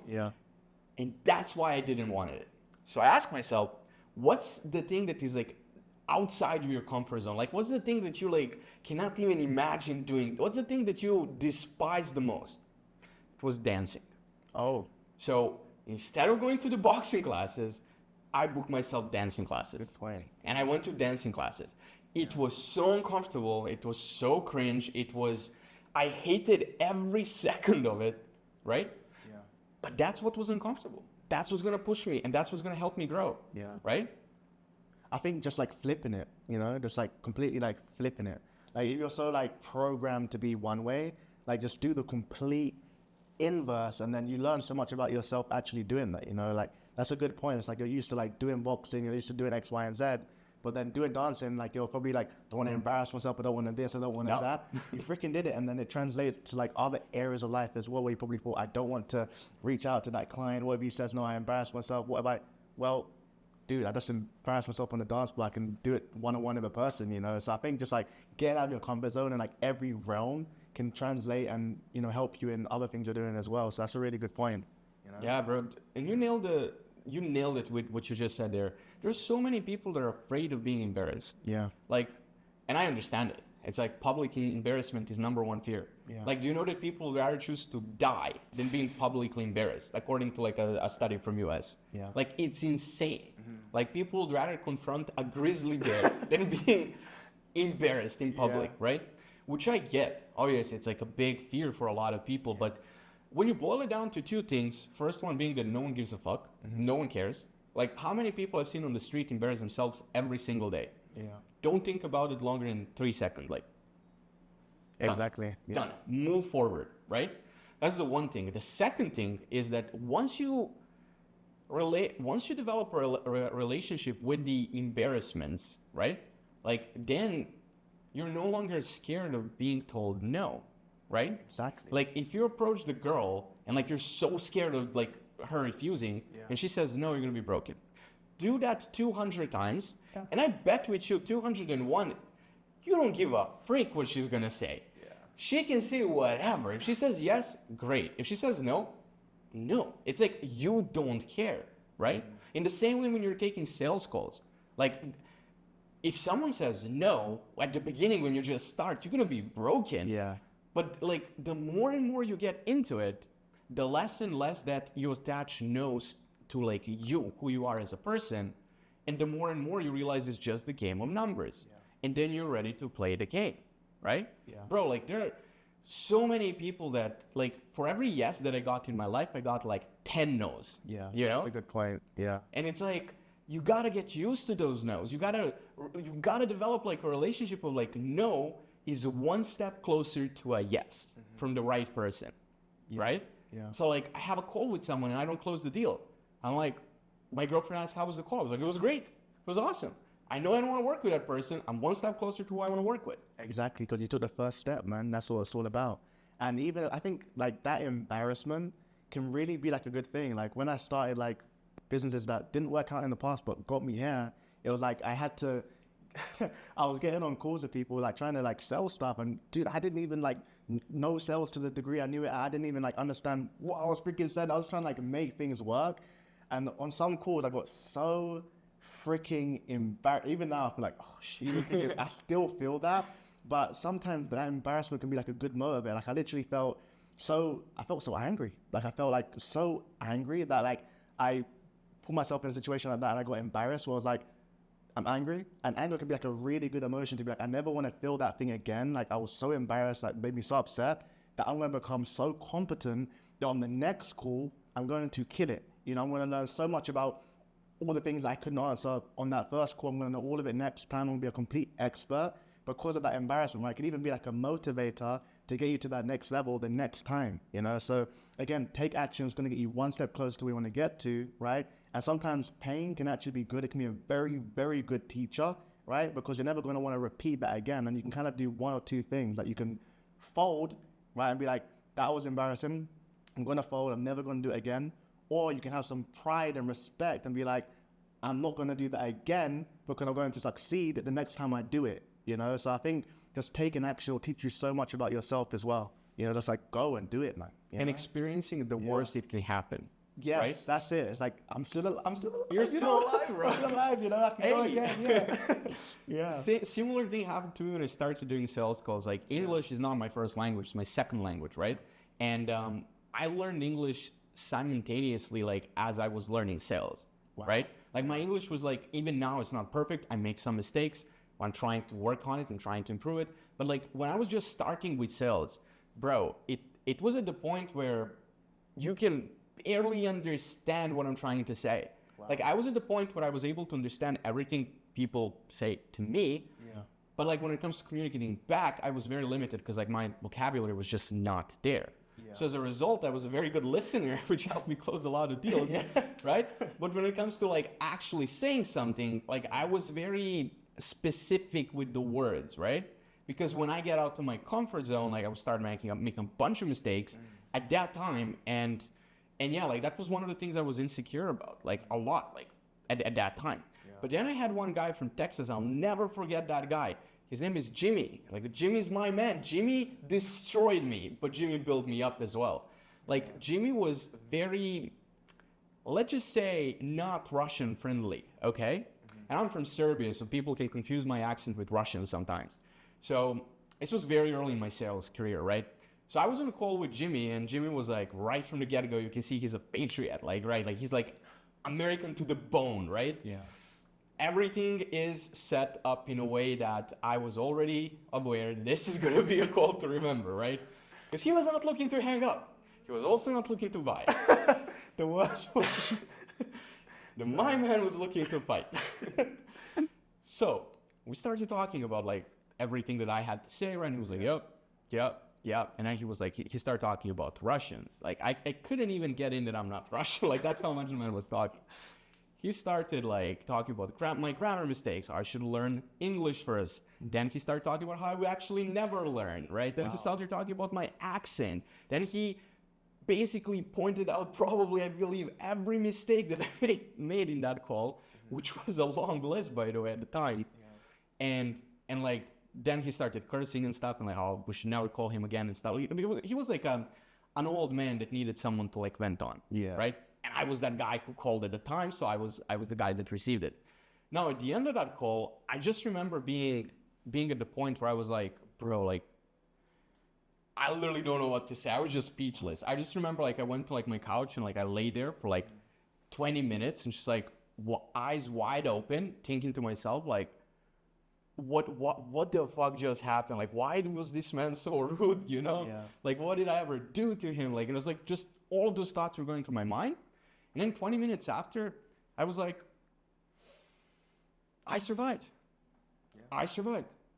And I picked up the phone again with the mentality of like, bro, if I survive this guy, like, I get it. My English is not where it needs to be, but like, how much worse can it get from here? Like, the next thing would be someone like busting my door, you know, like physically assaulting me, you know? It's like, because my man like went deep with the assaults, right? So like, I got to the point that I experienced the worst. It wasn't just no. It wasn't a hell no. It was like personal no, like berating you type of no.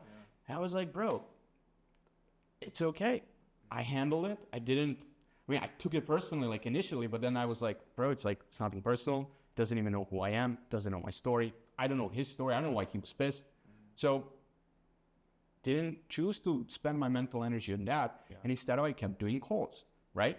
And I kept getting better, right? My English got better. My vocabulary got better. My sales skills got better. Everything got better, right?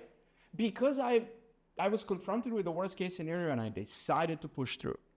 Versus you have so many people that get confronted with the worst case scenario and they never continue. Like, how many people did you meet that are like, oh, I'm scared of dogs. Why? A dog bit me when I was 3 years old.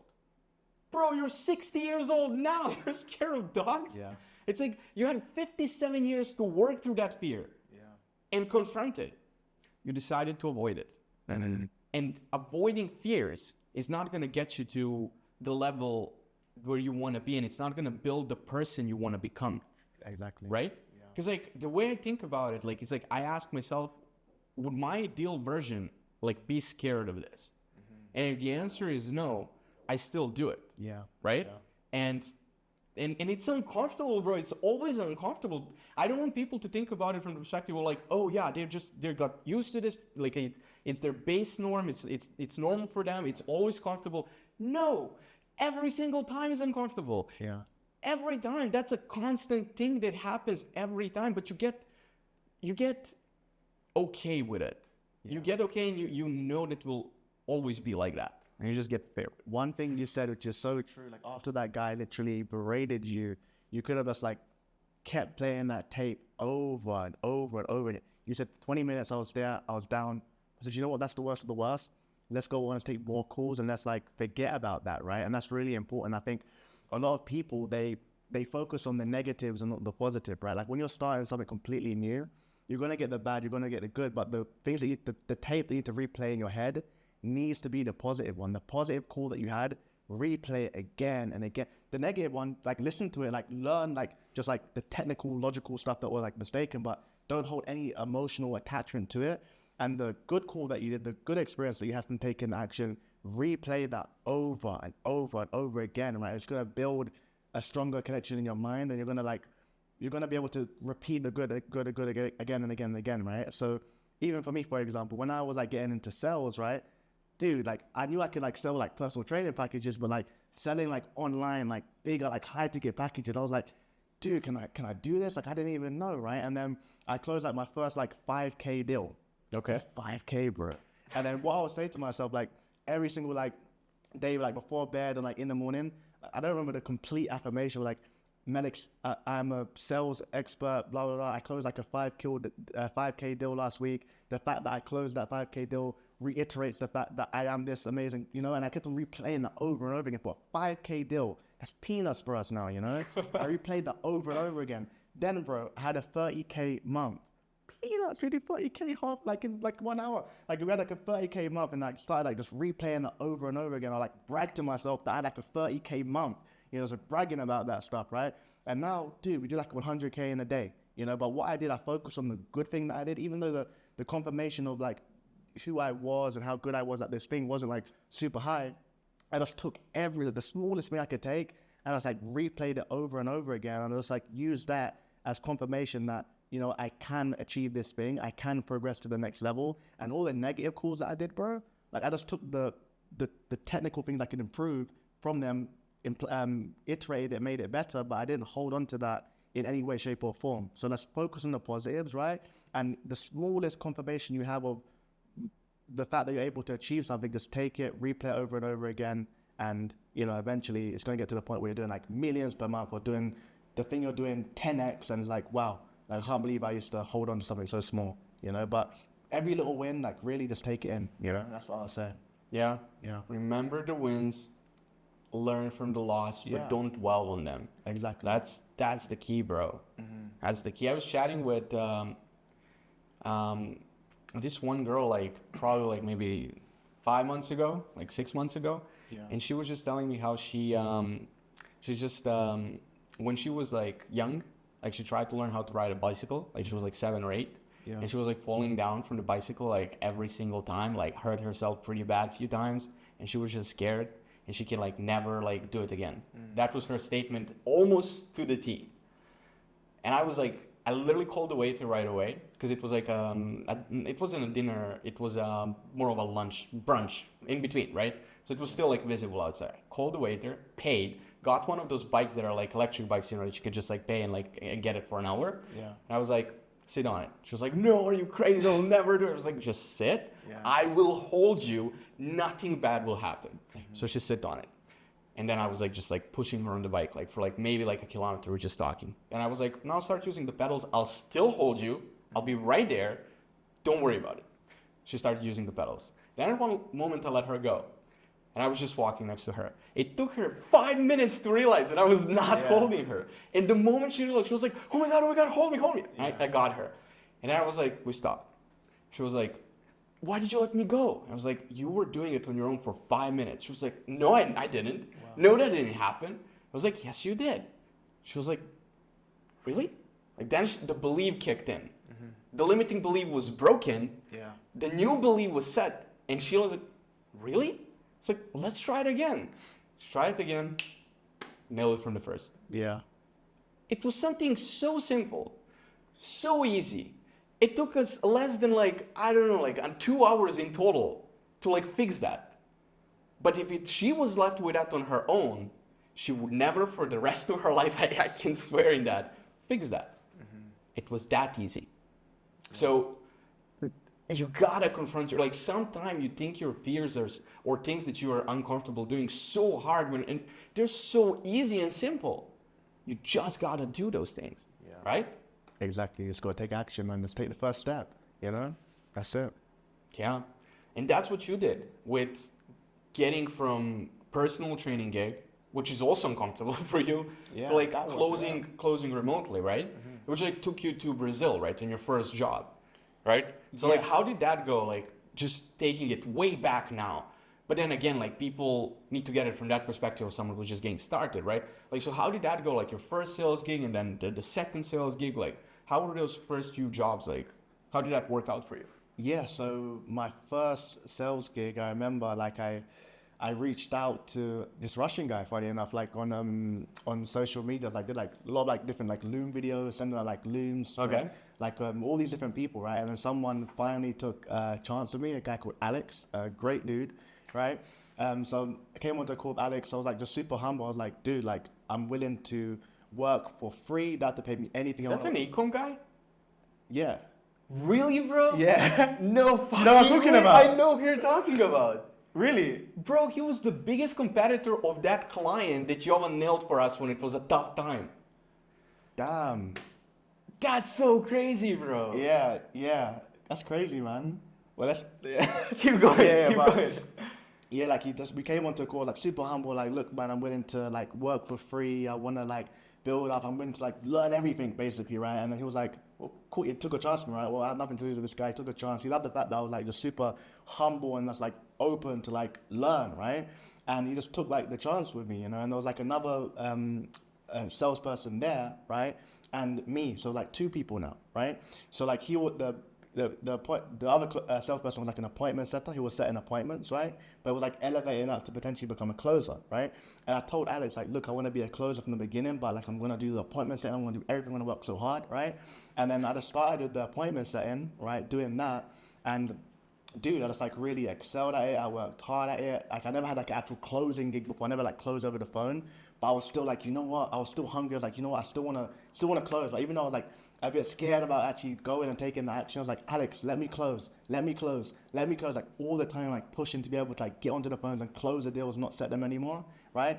And just the fact that I just pushed this guy so much to get me onto the phones, he finally did it, you know, like within like my first month, because I excelled so well at appointment set, and he put me on the phones within a month, and I closed that first 5K deal I was telling you about on my first call. Wow. Right? And I pushed so much, but the other salesperson that was there, he was like, just like planning, learning the script and trying to become so ready for like that first sales call that he never got onto the phone. I was the first one to be a closer at the company, and then he just gave all the leads to me.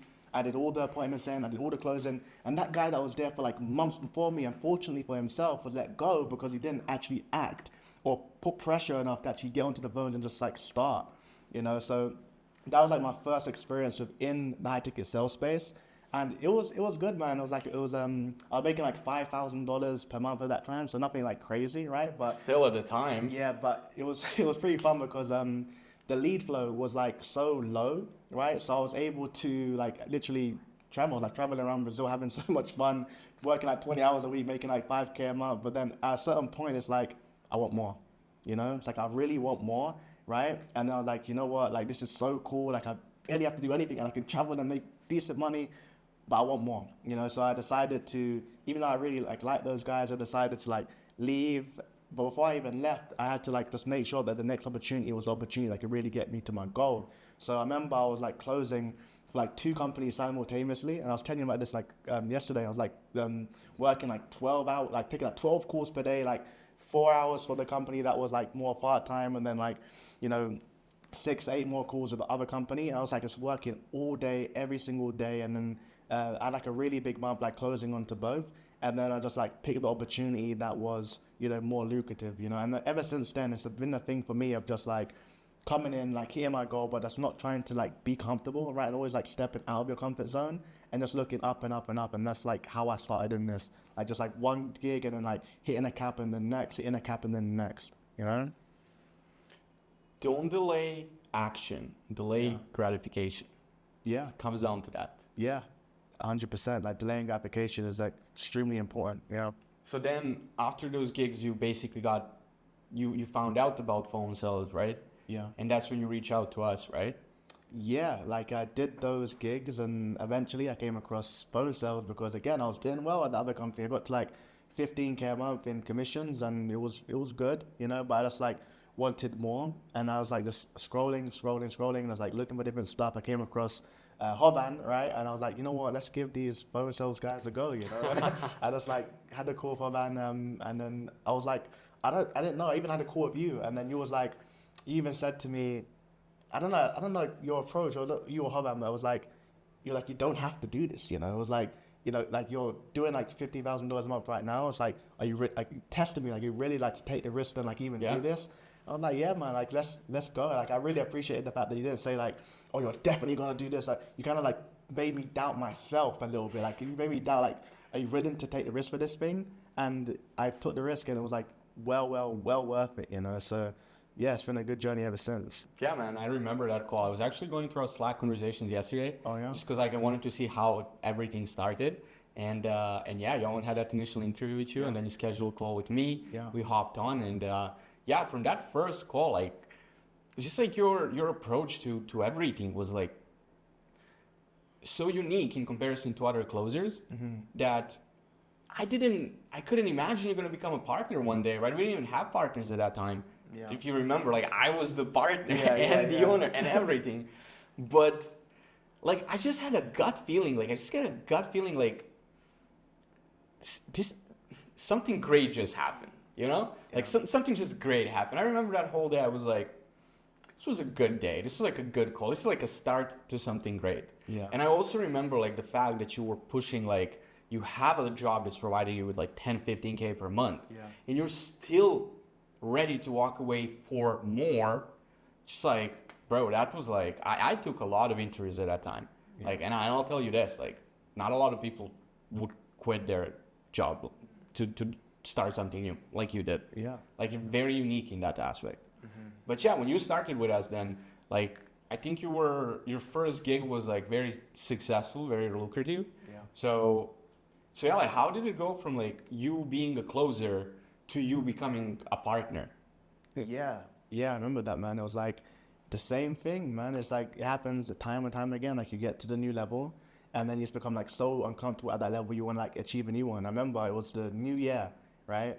And I came to you and I was like, well, before that, I was like just thinking like, what am I doing? Like I had like a record month in sales, like closing on the offer, and I was still like just so unhappy, like just like why? Like I want more, And I still didn't know like what to do. I was like in my own head a lot. Just over Christmas, just like thinking, contemplating like what's the next move gonna be.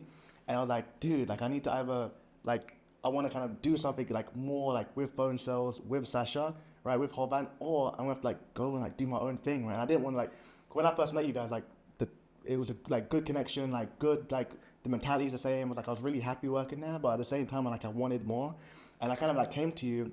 I was like, Sasha, like I spoke about like a potential coaching offer, like potential different things I wanted to do. I was like can we make that work? Or like I knew that the next option was like to have to actually leave. And then you just looked at me and I was talking about all the things I wanted to do, and the fact that the money I made, like the previous month was the most I ever made, but it wasn't enough and I wanted more. And I remember like your face like smiling at me like, this guy wants like more? Like he just had like a record month and he wants to like do all this stuff, and he was like, bro, like I didn't know like you was like geared like this. I didn't know that you wanted to even, go to like another level. And it was like, yeah, like we can give like a partner thing a go. And then it was like, yeah, and then it kind of went from there, and it was, yeah, man, it was a really good call, and I was happy that we're like on the same wavelength, and I think it's really important as well that people, they share more, they share more about like their thought process, because I think the initial call we had when we first ever met, you believed I was someone that you could like take on and we can like do good things together, but I didn't really share like my thoughts and like how ambitious I really, really was, and then you didn't really know that until it got to a point where I was actually like contemplating leaving at that point, until we actually like leveled up and did something together. Something like sharing like with people and like be it open and like just talking about your thoughts for the future really does actually help as well, Yeah. Yeah. Yeah, because like that was an eye-opening goal for me. Like I said, I always knew you were a great closer. Like you were closing so many deals on so many different offers. You've proven yourself over and over again. Yeah. Like I know you can close, right? But you're right. I did not understand how ambitious you actually were. Yeah. Like at that time, like I really didn't. Yeah. Like especially because like that month, I don't know how much you made exactly. I don't remember the numbers, but like I know you killed it. That month was big for you, and the next month was supposed to be even bigger. Like you were supposed to like double it or something like that. Yeah. And like then when you came to me and you said what you said, I was like, damn, this guy's so freaking ambitious, and he's on my team for so long, and like it was right in front of my nose and I didn't even realize it. Yeah. It was like, oh bro, like I was so like happy, and like happy but also like not in shock, like how like just not believing I didn't realize it for so long. Yeah. But then we were just trying to figure out how to make it work, right? Like, is this the best option for you? Is that the best option for you? And like one thing that I always try to do with people, regardless of how it's going to impact me, is really genuinely try to figure out what's the best option for them. Because like you can persuade someone to do whatever you want them to do if you're good at persuasion. Yeah. But if that's what you want, but it's not what they want, that gap will keep getting wider and wider and wider until it's gonna fall apart. Yeah. Right? Yeah, that's true. And one thing I really just like liked about you, and I learned this, and I apply it to like all the teams that I manage as well, is that every single thing I make someone do, every single time I need someone to do something, I always have it be to their best interest, and whenever like working with you, I never thought that you wanted me to like just do this, do that, it was like, let's make this work, like how do I make this work for Melek as much as possible? I really want this guy to like just do the best and be the best he can be. And whenever I work with like a new closer or like a team leader, I take that same approach, and I just gear everything in a way in which like they can actually win as well. It's not like all about you, it's about making them actually want to, it's making them, how can I say, it's making them decide, it's making them decide. And, you can say things in a certain way to, kind of, gear that towards you, but it's important that it comes out of their own mouth and not your own, because it's like what you say means something, but, what I say, I'm saying, it means everything, so it's really important that you get people to decide on their own, that's something you're really good at. Yeah. Thanks, man. And that's really important. Looking from the perspective of the other person. Yeah. Right? Like if you can put yourself in the shoes of the person you're talking to, right?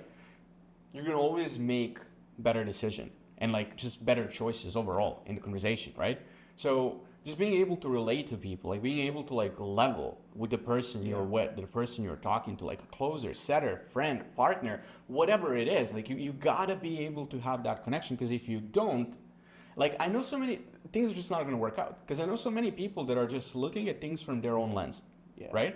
And it's like they're smart, they're extremely sharp, they're capable, but they're failing to realize that the way they look at things is not the way the other person look at things.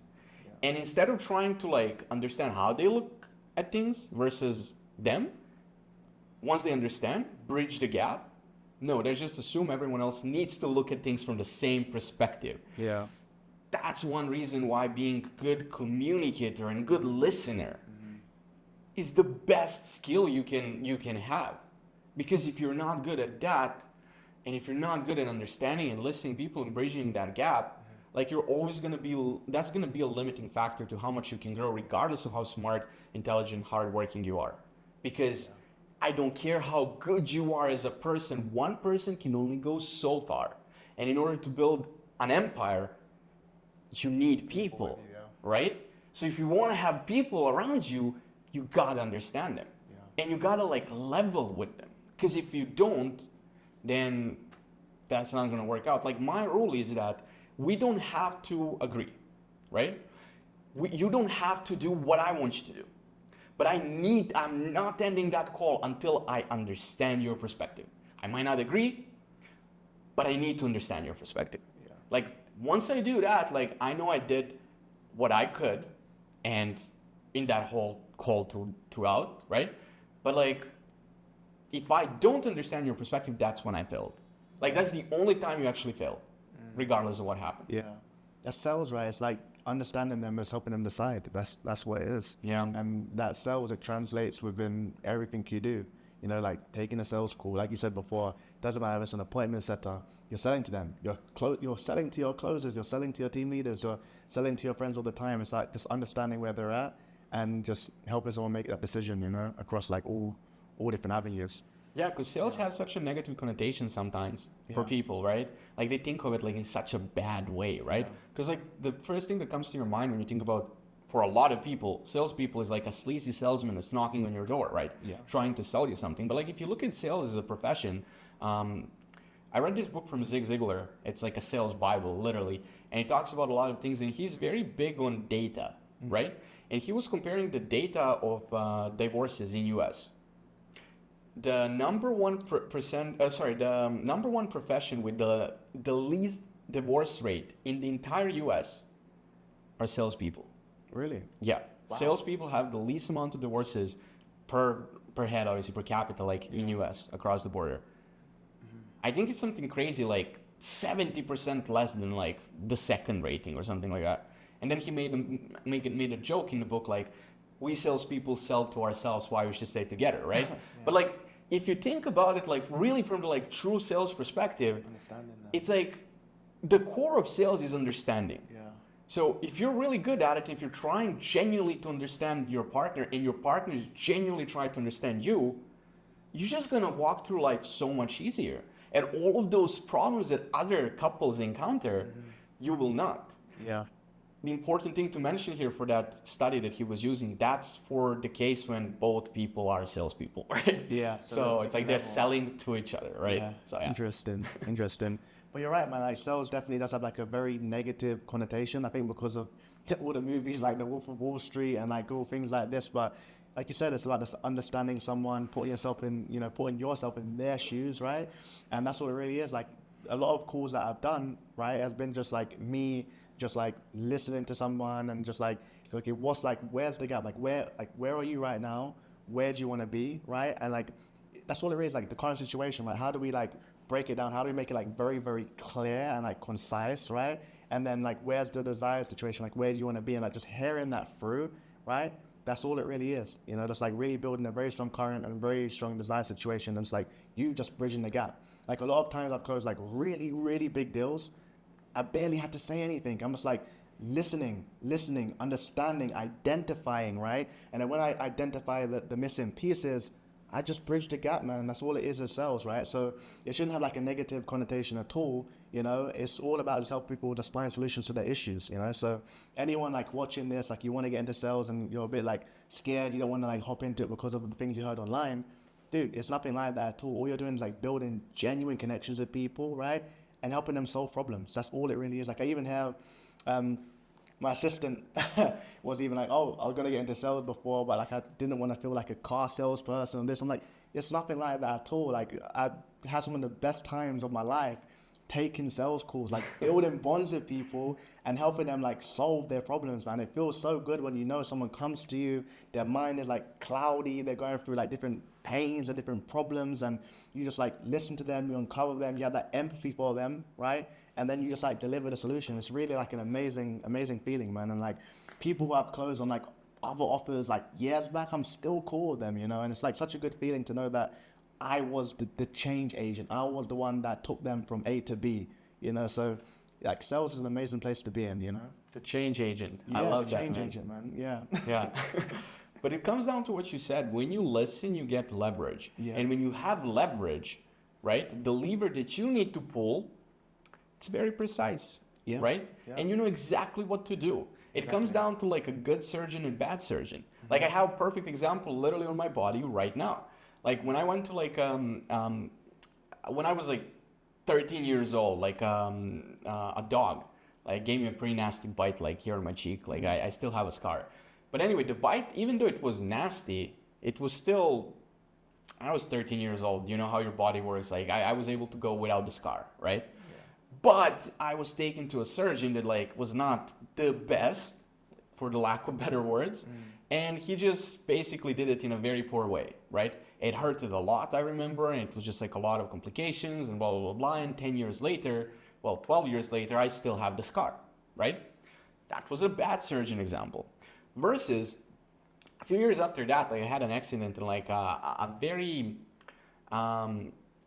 big piece of wood got stuck in my leg, like a really big piece of wood. So I went to like, again, like a local guy, like he was not a surgeon, but he was like a local doctor who was trying to get it out. Bro, like that's one of the worst pains I've ever experienced in my life. Even though I had some crazy things happen to me, like, but that's a different story. But like that was the worst pain. Like he was literally like scratching that piece of wood like against my bone, right? Sure. And it was so painful. And at the end, he was just like, I cannot get it out, right? It was such a painful experience and weird experience for both of us because like it was just weird, you know? Then I went to another surgeon. Well, my mom took me to another surgeon who looked at me, asked me a few questions, asked me like, how did you walk? Like that was so weird because like as a kid, like I didn't understand why he was asking that. Now it makes perfect sense. He was asking me like, how did you walk when you stepped on that? Did your left leg go first or right? Like would you go like below or like above? Like how did you walk? Like explain to him how. He was like, okay. And he was like, lay down. Laid down, he was looking at it because like the piece was completely in, like there's like nothing out, so he can't even grab it. So he was like looking at it some more. He was probably looking at it for like a good like 5 minutes, like really deeply observing. And then he was like, okay, we can do it now. He went back, took some tools, got to my leg, and then he was like, you can go. Like literally in 3 seconds, the man was like, you can go. I was like, what do you mean? Like the piece of wood is still in my leg? He was like, nope, it's here. He blew my mind. Yeah. That man took that piece of wood.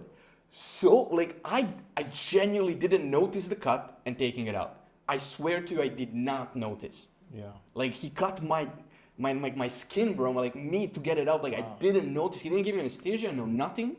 Like the angle that man went under, like the sharpness of that knife, the skills that he had were next level. But obviously, he was extremely knowledgeable about what he was doing. He had so much information, knowledge of how that happened, a leverage, that all he needed to do is probably make one specific cut and get it out in no pain, no time, no nothing. Yeah. But because of all of that he had previously built for years, he was now able to utilize it like that. Versus when you go to bad surgeon, it's like the worst process in the world and you never want to do it again. Yeah. So when you're closed by an expert closer, Feels You love closers. Like closers are your best friends. They know you years later. Yeah. I still have some people that I close for some coaching programs I was on. Bro, they still follow me. They're like, bro, shout out to you. You're doing good. I'm happy you are. Like, I hope you're helping people still. I'm doing this and that. They're telling me what they're doing. And I'm like, let's freaking go, right? Versus when you're closed by a sleazy sales guy, it's like 3 seconds later, you're like, oh, why did I buy this? Like, this is the worst thing I got, right? So, man, that's how I see it. That's a really good analogy. It's true, right? It's like the expert, they find the right leverage point, and it's like slip, boom, here's the right thing. You decide, you know, it's the way. Yeah, exactly. Yeah, man, 100%. But anyway, I mean, it's like that with everything, and like I believe that's what makes you a perfect candidate, and not well, you're not a candidate, you are a partner, but like a perfect fit for the phone sales partnership position, right? Because again, like one thing I'm trying to explain to people is that like our partnership is not like, even though we use the term franchisee all the time, it's not really a franchisee, you know? Because like we're doing things together, like we're tackling problems together. Like obviously you're taking the lead on some things, taking lead on the other things, but like that's the beauty of the partnership. Like I know I can trust you and you can trust me. So like when I go out there and like I'm doing things, you know that's gonna benefit you. Yeah. But when you're doing things, I know that's gonna benefit me as well, right? So just in terms of like the partnership that we have and like everything that we do here with closers and with setters and with new offers and with new clients, like how do you see like all of this knowledge that you have, right? And like all of these realizations that you came over the years and that you learned the hard way, how do you see yourself implementing all of that for your team, for your people overall, for everyone you work with, and like leveling up like your own part of the franchisee and like the organization itself? Like how does my past experience, Yes. how does my past experiences like play into what I'm doing right now? Yeah, how does like all of that experience that you gain, like everything that we just talked about, there's like too many things to mention. Like how does all of that, like everything that led you to this point, like fit in everything you're about to do now, like moving forward, you know, like how do you plan to use like things that you learned? Like for example, talking less, listening to people, you know, like seeking discomfort, you know, being okay with the no's, being okay with just embarrassing yourself sometimes, right? Like how do you see you implementing all of that and bridging the gap to other people? Because for you it took years, right? For me it took years, right? Because we didn't have that person that is like right there for us. So how do you see us like getting that info to our people to level them up faster? Yeah, good point, man. And it even takes me back to when I was doing personal training. Like, it wasn't like easy the first time around. Like, clients don't just come to you. I told you before, it's like, even though I wasn't the best personal trainer when it comes to technical knowledge of the body, like I could really sell, right? But I didn't just like start like that.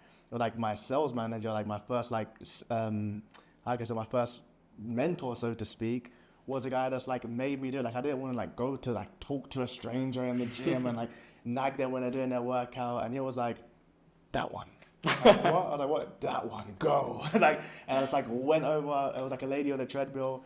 I just like spoke to her, like offered her like a free personal trainer or something like that. She was like, no, like, oh, she was doing like a run, whatever. She wasn't like too rude, but she was like, just no. And then it was like, well, it wasn't so bad. I'm still alive, right? And then I went to like a second and a third and a fourth, and I became addicted to like just going there, talking to people in the gym, closing the clients. And I became addicted to this thing, right?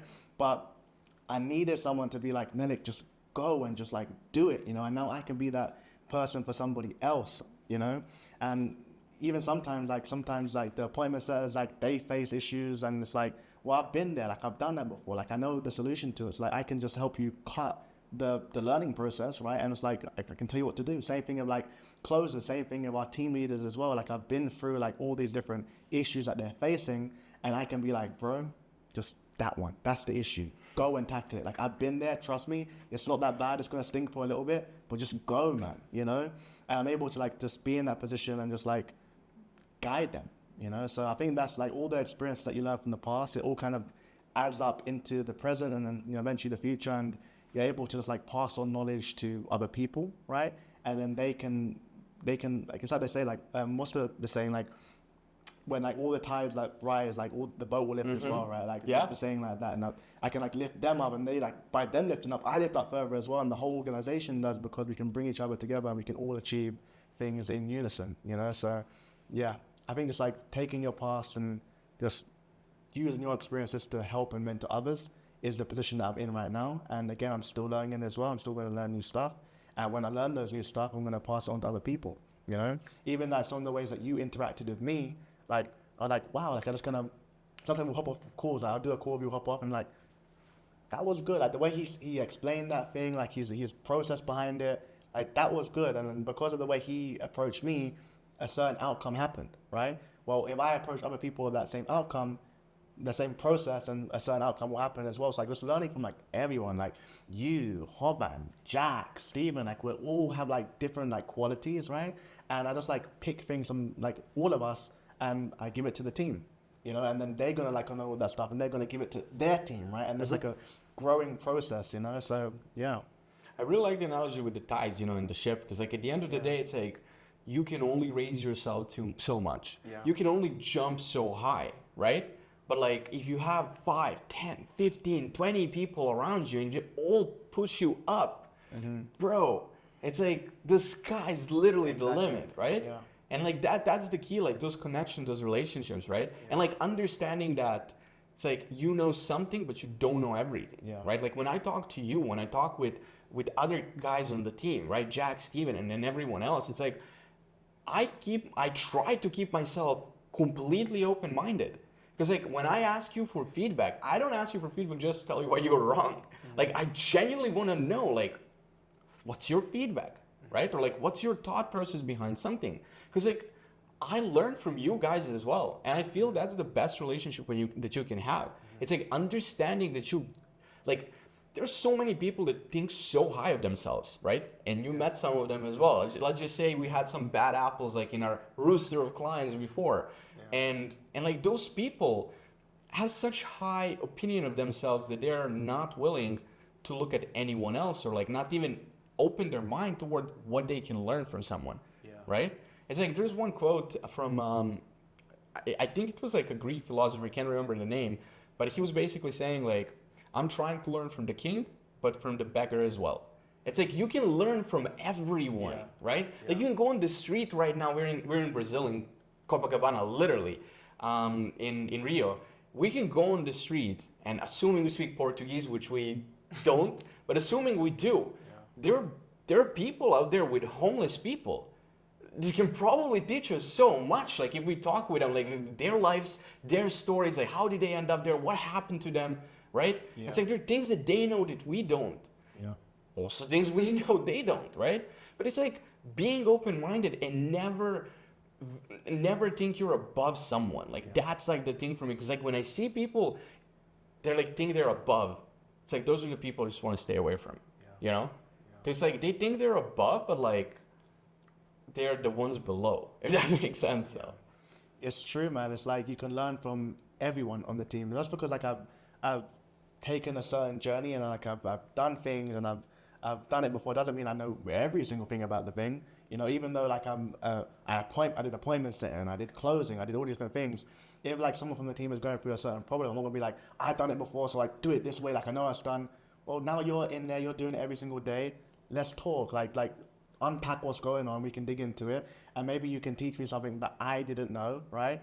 And then we can change our process, make it better for you. And maybe we're not going to do it the way I did it. Maybe we will adjust that to do it the way it should now be done based upon the way things have changed, right? So you're always learning, like from every single member of the team. You can learn from people, like you said, like on the street. Like when you go to like different countries, you can learn things from like the I learned stuff from like just different countries, from like just air hostess and like just like people like on planes and like waiters and people in the streets. Like you learn anything from anyone, you know. So I think it's about really staying open-minded and just because it's true, man. Like even open-minded, like people won't even want to give you information, you know, and that's dangerous. Like you'll kind of like block yourself off and kind of make yourself like a hermit. And maybe I know something that can really help you. Maybe like there's like a gun behind your head, like Sasha won't even listen to me because he thinks he knows everything, right? And you'll get like, sure, like, you know what I'm saying, right? So it's really important that you're open-minded and then people actually share things with you, because there's been times where I've kind of learned as well, like I feel like I've known it all, right?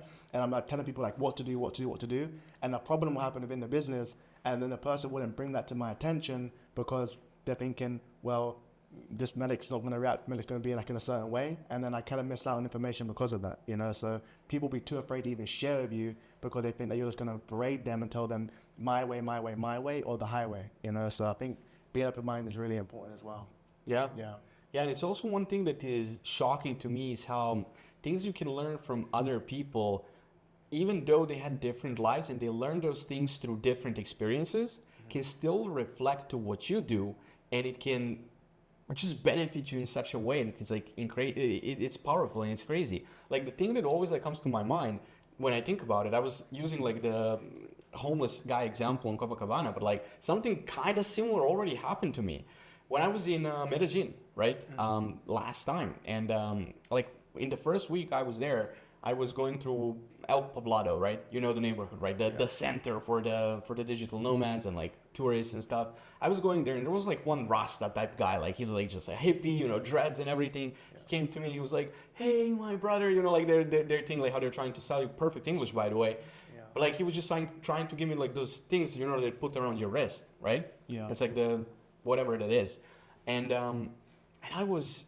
I just remember I was like, no man, I know how you guys do this. Like, I'm not going to try it and I'm not going to buy it. Do not waste your time. And he's like, he looked at me straight and he was like serious for a second, brother, I'm not going to sell you this. This is my gift and I promise you that. And I was like, okay, put it on. He put it on. We chatted for like 5 minutes, like super cool guy. Never once tried to break his word. Never once tried to, I was waiting for it. I was thinking he's building rapport. He's getting ready. Yeah. Nah, shook my hand. Enjoy your day, brother. Came back there 3 weeks later. He was like, hey, like, didn't see you so long. How are you doing? Blah, blah, blah, blah. And like, he had like some other bracelets, right? And he was just carrying them with him. And he was like, I have these bracelets too. They're nice. And I was like, you know what? I want one. Here you go. Pay him like 3 times more than he asked for. Yeah. It's like, that man built a relationship with me, didn't push me when I was not comfortable, gave me something, and follow his word. And that made him money 3 weeks later. Even though our life situations are very much different, right? Yeah. Can't grow dreads if you kill me, right? For the life of me, but I still learn from him. And I learned such a powerful lesson and I implemented in my day-to-day life. Before I was the guy that needs to get it done, like on that call, right? But like now I'm like, you know what? If it's meant to be, it's gonna happen. It's gonna happen. It's like, there's no need, like, I'm here to stay. I'm not gonna disappear tomorrow. So like, if this client is not comfortable today, like, I'm gonna get him like in 2 weeks from now. Yeah. Obviously, that's not to say don't do your classic sales process, right? But like, know when enough is enough. Yeah. Right? Yeah. Don't be that guy that like sells things that get refunded. You know, like you're gonna sell it to someone and like, a week later and 2 days later, like, I want my money back, right? Yeah. So yeah, that's what I learned from that guy. Like, really goes to show, like, be humble. Yeah. Like, you don't know it all, and you don't know what other person knows. So like, be open-minded. Yeah. Really good advice, man. Yeah. But awesome, man. I mean, this conversation was great. We went over so many different things, and whoever's watching this, I hope you got like something out of it. So yeah, do you have anything else, like any message you would like to send to people watching this, like overall, like when it comes to sales, when it comes to life, when it comes to personal well-being, right? Like anything you think that can be beneficial to others to hear and know? At the end. Yeah, so like anyone watching, I would just say to, like you said, right, like let's actually take action. And we spoke about a lot of different things. One of the things being like fear. Like a lot of people watching this are probably going to be people that are about to get into high ticket sales, people already in high ticket sales, about to probably level up their game somehow. But just like, don't be fearful. You're going to get embarrassed. The story that Sasha told about Jimmy paraded him because of his English, and like now look at Sasha, right? That like taught Sasha a very valuable lesson, right? It made him stronger, right? And now he's doing the things he's doing. Same thing for you.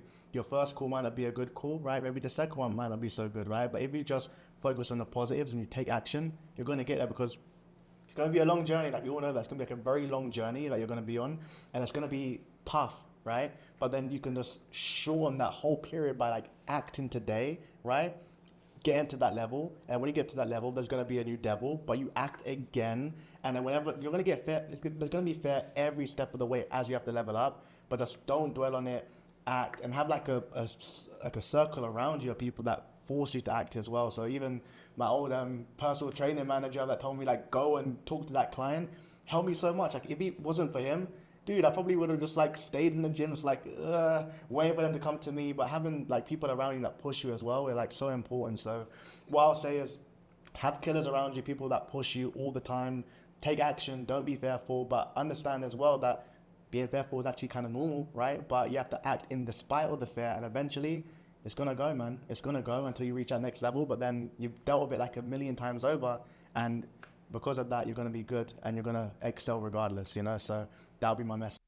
It comes down to action. Like when your mentor, your first mentor, he was like, go talk with that person, right? It comes down to action. So that's what I want to leave as the final message, you know, like for this basically interview, like meeting, whatever this was, right? Yeah. It's a cool talk, right, that we had. It's like whoever is watching this, just take action. One in your personal life and one in your business life. Do something that you feel uncomfortable doing. Like if you feel afraid approaching girls, like go out and approach the first girl that you find cute. If you feel afraid of skydiving, go skydive. Right? If you feel afraid of swimming, go swim. Do something in your personal life that's gonna make you uncomfortable, right? Because that's what's gonna push you to get better. And then on the business side, whatever it is that you need to do, whatever complicated idea that you have that's gonna make you the next Bill Gates, put that aside for just a minute and break it down in the simplest way possible. Ask yourself, what is my real goal here? What am I trying to do? What is the first step that I need to take, regardless of the preparation, in order to get there, and then take that first step. If it's reaching out to clients, send 100 emails, do 100 cold calls. If it's going to physical locations, drive to 20 different businesses, right? I'm not saying you're gonna succeed, you're gonna nail your dream client right away, but I can guarantee you one thing, that's gonna take you 10 times farther than sitting in your own home. So that's my message for the end. And Melek, again, it was a pleasure, and I can't wait to have another talk with you again. Let's do it, man.